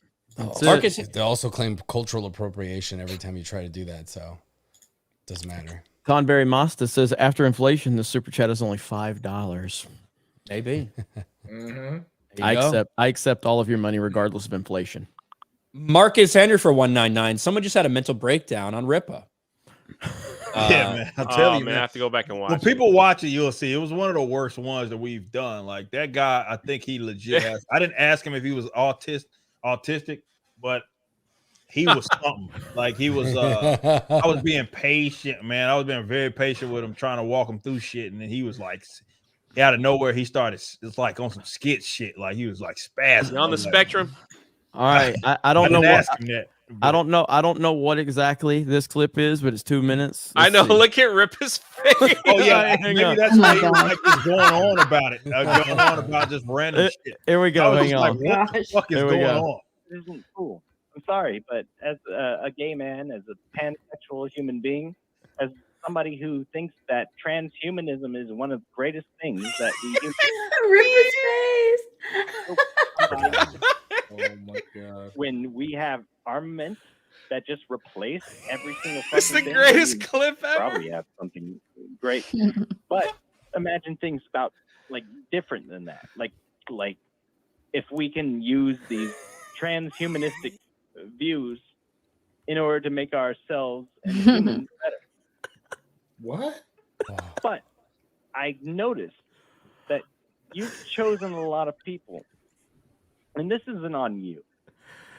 This is on how you present yourself. Holy fuck, dude! I can't. I told you, bro. It's rough. What? I was like, that was when it went like, it was already off the rails. At that point, it was like, fuck. I didn't know what because I asked him after that because he had the nerve after all of that asking me like if I understood what he said. And I was like, man, I'll be honest, I have no idea what the fuck you're talking about. Because I couldn't follow that. I had no idea where he was going. But yeah, he claims that he wasn't drunk. Holy shit. What the hell? Oh my Sketch god. for $5. I was watching some classic cartoons, and for some reason, Donald Duck reminds me of Ryan. Here's $5. Thank you. He's kind of angry.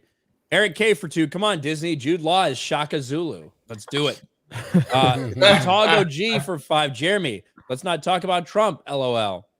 Yeah. Isaac of the Dead for $1.99. Geeks and Gangsters repping the $1.99. Whoop whoop. 99. Thank you. Alex Slusher for $2. Thank you. DJ Nutsack. Rolo and Tactical. What's your guys' opinion on the Smith & Wesson 5.7? Also, Jay, what's up? Hey. We got some gun guys here. So we got Suresh. You like Rolo, 5.7? Do you like 5.7 for Suresh? Or is No. it, do you think, I just think it's a novelty round at this point. Yeah, it's just not, it's nothing. You can't take it serious. Yeah, I think the industry's been stagnant for a while when it comes to certain things, and they're like, oh man, let's take this round that's been around for like 10 years. Everybody thinks it's cool in the P90, and like try to sell it for like 3 times the price of 9mm and say it's that much better. Yeah, once 9mm pricing got to, somewhat, and that's what most people are shooting anyway. So most people can pick that up, fairly cheap now. That's, what are you gonna come out with rounds that's like 300 blackout pricing? Like you every time you pull the trigger, it's $2. Who can afford that? People can't even afford eggs. Yeah, it's true. There you go. Hercules for $1.99. My Photoshop made it on TNME. Congratulations. Hey, we love the legion of memers. We love all the meme makers out there. So I want to try to do a better job of highlighting some of the memes here on the show too. So I really do appreciate you guys. This from Iron Oxide. Oh no. Oh no. Jay got bigger and the spaghetti plate got smaller. Yeah. Oh, the spoon! I didn't see the spoon. And the applesauce. Oh God. Oh, bro, Jeremy, your people are quick, bro. Yes, they are. They're super fast. Hey, and by the way, we got an update on. There we go. There you go. Oh my God. Why is That hairline. my current hair on there? Like, what? It's so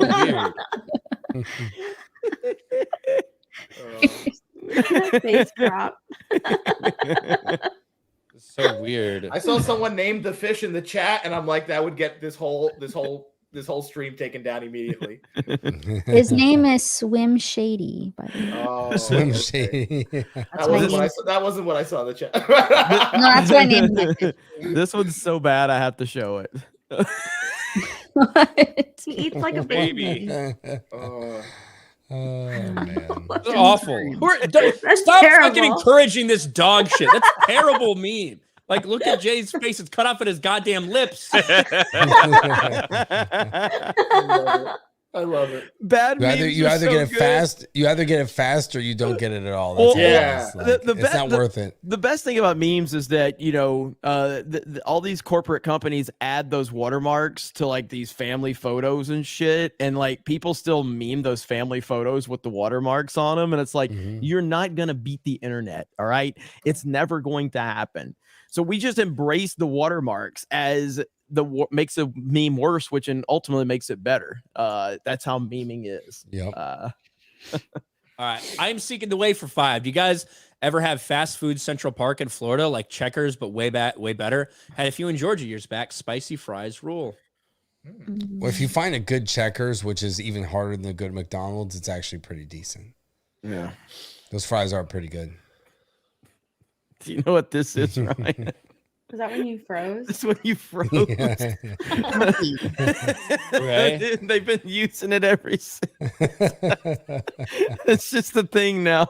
When you froze, What's the context? it was just you froze, and then I highlighted it as a full screen. I told everybody to take the screenshot, just use it against you. Yeah, but like, did they just post that picture? Yes, they just posted like that. That's the meme. Sweet. Lord Plagueis for 199. Chick-fil-A is the king of all chicken. Agreed. Hayden for $5. Brushing your teeth before eating spaghetti. Is that like brushing then drinking orange juice? It's true, Jay. Oh. M. Frick for 5. Jay Getty. General So for $5. Is this a gamer pod and no one understands a Doom Eternal reference? Yeah, Rip it. That's what I assumed Rip and Tear was. But So, well, when did they say rip and tear earlier? when I was talking about it, must be a reference to Jay in the bathroom. So, Doom- okay, I Doom didn't even Slayer. hear you say that. Man, Doom Eternal. Uh-huh. Oh my God. Like, did you ever see when they took the Doom trailer and they put the Mario Odyssey song over it? Look that up right now. Doom Eternal, Mario Odyssey. It works. It was like the same so beat? fucking good. No, it's just, well, yeah, but like it works so good. Yeah. So it just, you got to watch it. It's fantastic. So Rita Hargis for 199. Thank you. Jay's sweaty tits for $1. Thank you. Taters Vivo for 2. Jay, don't look up spaghetti condoms. He's gone. Hayden for 2. I can eat spaghetti in a shirt. I can't eat spaghetti in a shirt. Yeah, there you go. Blake Barrett for 2. Ryan would let Bree eat spaghetti in bed. Probably. BFSD for 5. Jeremy, when are you going to do that WWF stream? The answer's never. I wonder if you ever saw that Kurt Angle Shane McMahon match. That match was crazy, bro. hell yeah, it did. And yeah, it will happen. I know. I keep saying that, but it will. I promise. Ultra I promise. Jaxel for 5. What about that time I found you? What the fuck? What about that time I found you naked with that bowl of Jello? I was hot and I was hungry. I think didn't you're hear talking that. to Jay. I didn't hear that. Jay's bed spaghetti for $1. Thank you. God dang. I want to play this so everybody can see it. I know Ryan wants to hurry, but this is too good. This is perfect.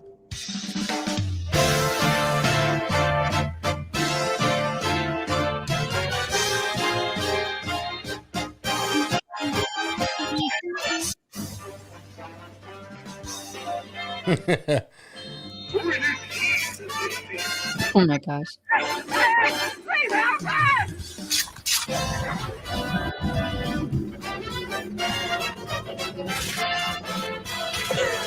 It does work. It's time to raise our sails. It's freedom like you never knew. Past, say the word, I'll be there in a flash. You could say my hat is on you. So good. We can zoom all the way to the moon from this great wide wacky world. Jump with me, go point with me, oh yeah. It's time to jump up in the air. Oh my God. I can't play the whole good. thing, but that's fantastic. That's It's pretty good. perfect. It works so damn good. But Hypnotic that's, for 5. if you just search Doom Eternal with Super Mario Odyssey music, you'll find that. Hypnotic for 5. Great color choice, Jay, on the C8 Corvette. I own a 2020 Camaro ZL1 in the same rapid blue color. Good choice. Thank you. I had no choice. That's all they had. Lieutenant Commander Ray Assists for 5. Why are you bigots kink shaming this guy? Eating spaghetti in bed is just a slang for eating a bottom surgery. I say support the man on his journey. That's gross. That's disgusting. It's so fucking bad. Gangrenous. Eric K for 2. Jeremy, correction, that is Frank Gore. My bad. Oh, Blake Hemlow for Canadian 550. Today's my 25th birthday. I think you said that already, but thank you. Happy birthday. Gary's Beard Crabs for 2. Fish better have my money. Blaine Babin for 2. Thank you. Brie Larson Sweaty Toe Smegma for 5. Thanks. Aurora uplinks for 5. So day 1 of Rider Strike. Hope my desperation of throwing my best off-the-cuff ideas for scripts at Disney gets a few scripts, gets me to offer a job. Hey, good luck to you. Drunken Throat Punch for 5. Hey, guys, I just want to help a little with this super chat so we can pay for the fish therapy sessions, poor thing. Hail the 199 and Hairless Cat Ryan. Thank you. Fantastic Mr. Knox for 5. Looks like Microsoft Blizzard deal has stalled. Sucks to be them, I guess.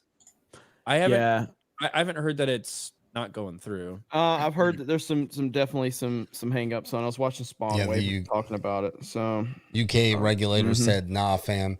And it Yep. wasn't for any reasons that we thought. It was for all the cloud gaming, basically. They're like, Microsoft controls like 70% of cloud gaming in Britain or something at this point.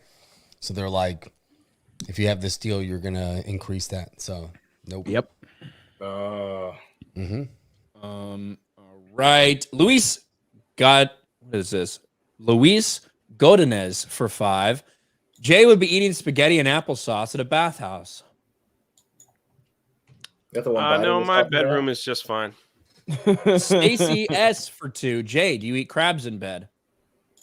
No. Luis Cuevas for 10. Hail Ripa over there monetizing haters. Why you have male pattern baldness and you a lady? Oh, I was talking.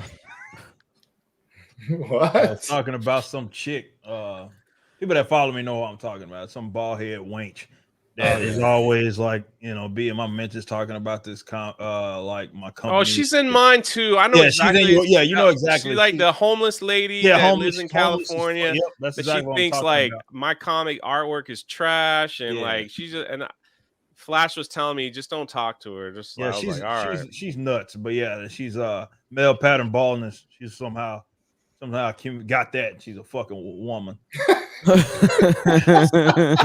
Special Ray for 5. His superpowers are starting to manifest. Let him cook.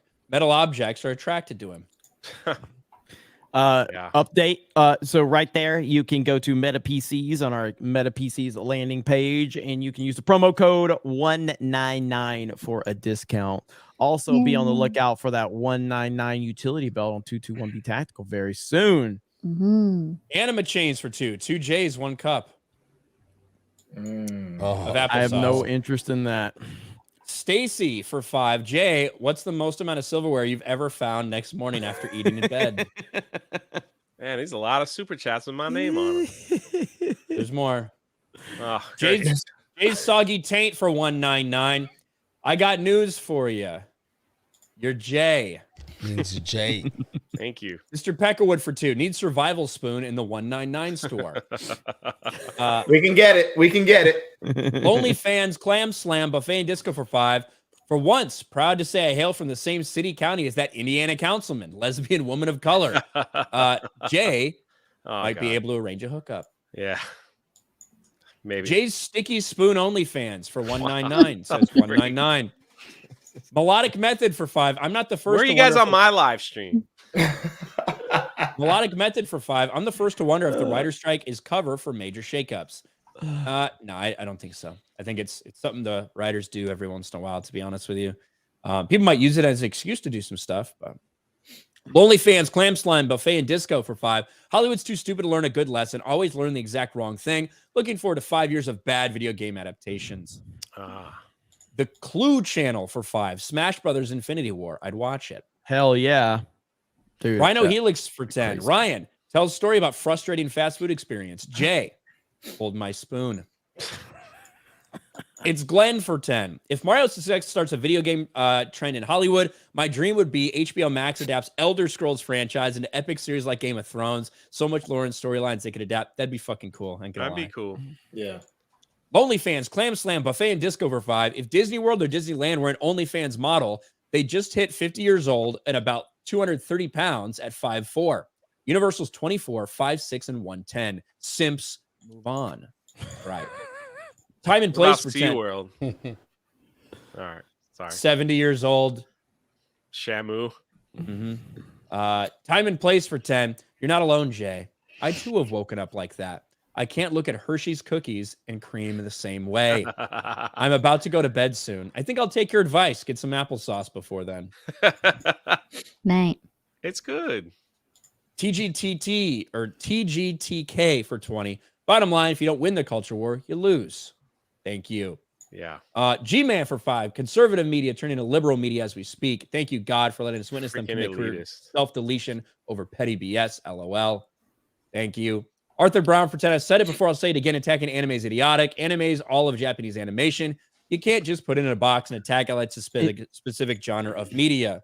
It's such a nonsensical take, and it just shows how It's idiotic terrible. they are. Yeah, it really is. It's so stupid. By the way, I do want to point out I'm not a big fan of anime. We're closing in on 50,000 followers over on Rumble. So thank you guys. I do appreciate the consistent viewership over there on our Tuesday night's main event, on our daily live streams.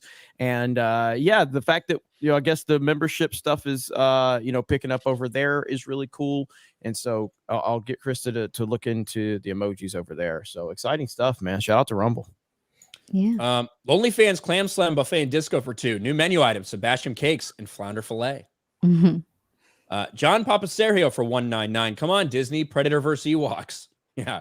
Vlogs com o presentador Sean for Russian 220, whatever that is, or R220. Maybe it's Brazilian. Krista Mad is even more beautiful. Thank you. Anime Man for 5. I saw some of Rippa's stream. Speaking as someone who has Asperger's, that lunatic yammering at Ripper gives people like me a bad look. Damn. That's pretty good. Sorry you have Asperger's.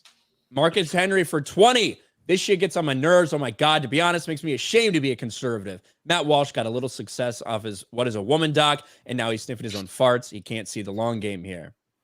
I don't think his success has anything to do. It's just kind of how I think he's been the same person. Yeah, This is what I think. I think that you're very unlikely to come across anyone that thinks exactly the same way you do about everything. For instance, Jordan Peterson, when talking about gender roles, when talking about the way that men and women think and the way that they act in social circumstances, he's literally better than pretty much fucking anybody. That's like his area of expertise. It's what he knows really well. If he starts talking about, I don't know, online censorship, he sounds like a fucking retarded child. Right. He does. I think there with nearly everybody, conservative influence or whatever you want to call them, I think you can take positive things away from them that you agree with, and also things that you don't agree with, like for basically every fucking person out there. Yeah.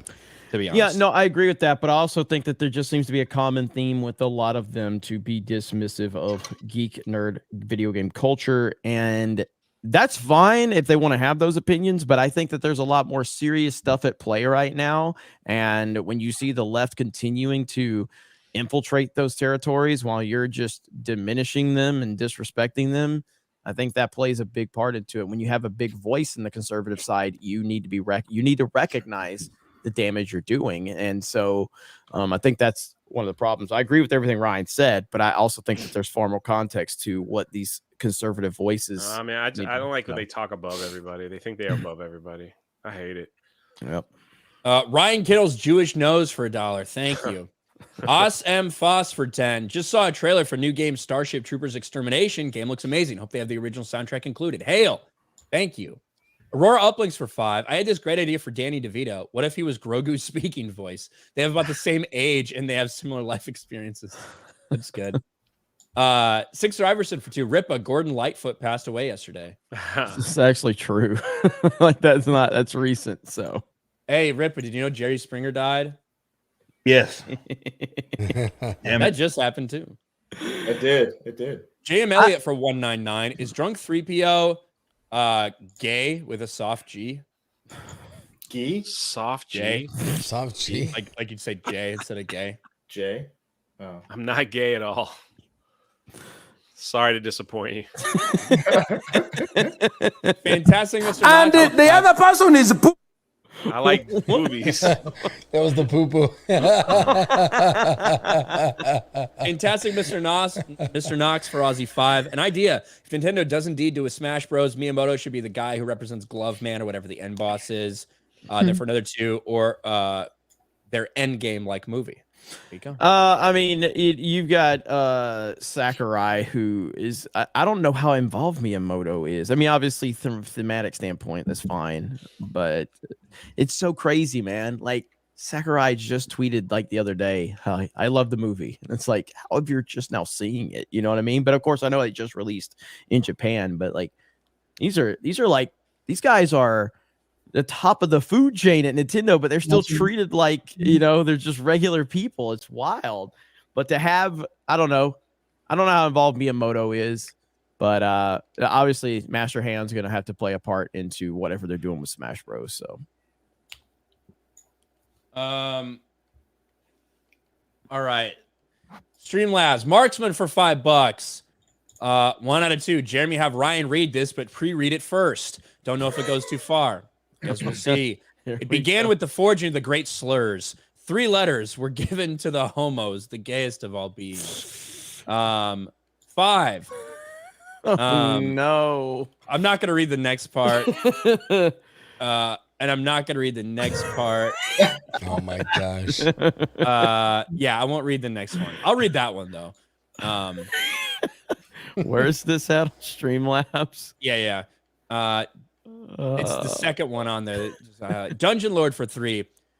All right, this is 6 $3 Streamlabs. So let me read these. In honor of G&G Tabletop, an event one of my games, my D&D players adopted a 1 hit point slug from a swamp early on during the campaign, named it Squinky. Every time it dies a horrible death, they use necromancy to bring it back to life. On the 3rd or 4th time, I had a nearby druid officer cast Speak with Animals on it. They said, "Oh, that sounds fun." After only being able to make barely audible glug noises all campaign, Squirky finally got to speak. Only a fool would postulate that nothing's worse than torture and death, for I am a clock in a loop of break and repair, stopped only to be wound back. Life is not trivial, but existence without death certainly is a meaningless one. Who am I but a humble slug, brought back to the brink of life, only to be slaughtered again and again, frozen, stepped on, ripped to shreds from the inside out. And yet today I was awake again, wondering which new form of torture awaits. This is not living, for I've already lived. Living is to be, then to cease. To be without ceasing is not living. It's torture beyond that, which any mortal can fathom. Remember that next time you fear death. Death is a gift. It is eternal life that you should fear. Quote, the wise slug, Squinky. Thank you, Dungeon Lord. Titty Smacker for $3. This writer shit is hilarious. Also, that Star Wars news about the writer getting booted is fucking great. Disney's literally fucking retarded. They are. Fut Bucker for 3. I put the spoon there. Sophie for 2. Hail, everyone. Just tuning in. What did you knock over, sir? Nothing. Don't worry about me. Everything's fine. Everything's fine. I saw you. You tried to play it off. He 100% was like... Damn. Oh, don't worry about that. I got the master setup here. Sophie for 2. Hail, everyone just tuning in. Inflation, thank you. Marcus Henry 5. Ryan Ripa's right. A lot of conservatives are culturally inept. They push away culture they should be embracing, or at least not mocking. What I'm saying is that there are going to be some people that just don't think it's important. They're never going to be convinced it's important. There are other people that do think it's important, and those are the people you should focus on raising up instead of just like, I can't believe that Matt Walsh won't watch anime with me. You know what I mean? I appreciate Matt Walsh for what he does and don't respect his takes on anything else. Push other people that do think that way. Because you're not going to get them to change. The only way they will is if they think there's a fucking like monetarily beneficial for them to do so. So that's what I think. J.M. Elliott for 5. Jay, can I be the spoon on your back next time you wake up? Jesus. I don't think so. Fluffy Panda for 5. Do you think the establishment got to DeSantis? He was doing great, then turned like Anakin. Might explain like him acting like all the other rhino governors. Shame. Cobra Cast. Yeah, tune into Cobra Cast or our political stream for that. And we will be live this Thursday talking all about that. Maybe we'll also share a bunch of MSNBC articles about DeSantis. Matt HTX, member for 11 months, says, howdy, 11 months, hail. Thank you. Sophie for 2. I don't trust Gary. Jay, did he get the bookmark? I think I still have that for him, Sophie. So I think I actually need to deliver that to Jay. So that's on me. A what? A what? Something that Sophie gave us at the meetup. Yep. Oh, nice. Fish Shooter, welcome to the 199. The Clue Channel, welcome to the 199. Time and Place, welcome to the 199. We're all caught up. Ryan just crushing it. You could tell Ryan really wanted to get this done within the 3-hour mark, and he did a really good job at it. So Awesome job. shout out to Ryan for that. All right, so we are at the end of the story here on Tuesday night's main event, but we still have more going on. In fact, Krista, I'm going to let you go so you can go ahead and set up the Twitch stream. You can go ahead and get that rolling. And then Jay, you're going to get your stream set up on Kick, correct? Okay, you guys go ahead, follow Drunk 3PO on Kick, follow Krista Nova over on Also, I Geeks might and have Gamers an Twitch. announcement coming up in a few weeks. Whatever could that be? Whatever could that be? Hell yeah. Whatever could that Wow. be? Whatever could that be? All right, so Jay on Kick and then Krista on Geeks and Gamers Twitch. Bye. Bye, Krista.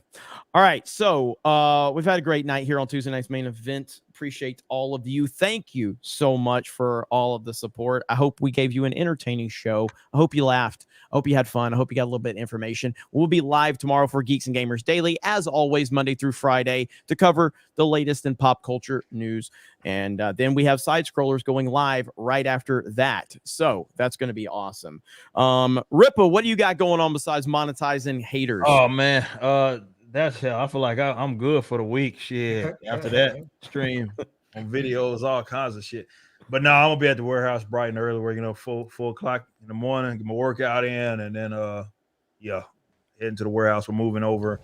Got some more racks that we have to get installed there. So me and Brandon and the team will be there, kind of working, and that'll be me for the rest of the week. We got to get set up. We're spending the month of May to get set up, so we got some announcements that's coming very, very shortly. I actually got an interesting message, obviously, right not too long ago about some stuff that we're working on. So I'm excited.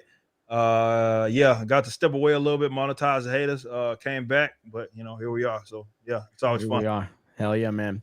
Stephanie, what do you got going on? Oh, yeah. Tomorrow I have my member stream, and then I am streaming on Twitch. So All right, go follow My Nerdy Home on Twitch. Rolo, the Puerto Rican pistolero, are you streaming with us? Are you playing with us? Yeah, I can stream. I can stream on my channel too. Okay. Rolo, the Puerto Rican pistolero. You can find my wife and I on Locked and Loaded Latinos. We stream every once in a while here throughout the week, and we do our show every Sunday at 7 p.m. Eastern. We talk about guns, politics, and freedom. There we go. Good job, Rolo. Appreciate you, man. Thank you. You can go set your stream up if you want. All right. So, and then we got Ryan, who won't be playing Fortnite. Hi, Ryan. Hi. No, I will not be playing Fortnite. I'll just be doing my normal thing, crushing out videos on my channel here for Geeks and Gamers Daily every day, Monday through Friday, 11 a.m. Eastern, and over on Sports Wars. Yep. Thank you, Ryan. Appreciate you. And our good buddy and our special guest, Suresh from 221B Tactical. Always good to have you, man. Tell them where they can find you, and we will have more information for them for what we're going to be making for 221B Tactical upcoming very soon for the 199 in Geeks and Gamers.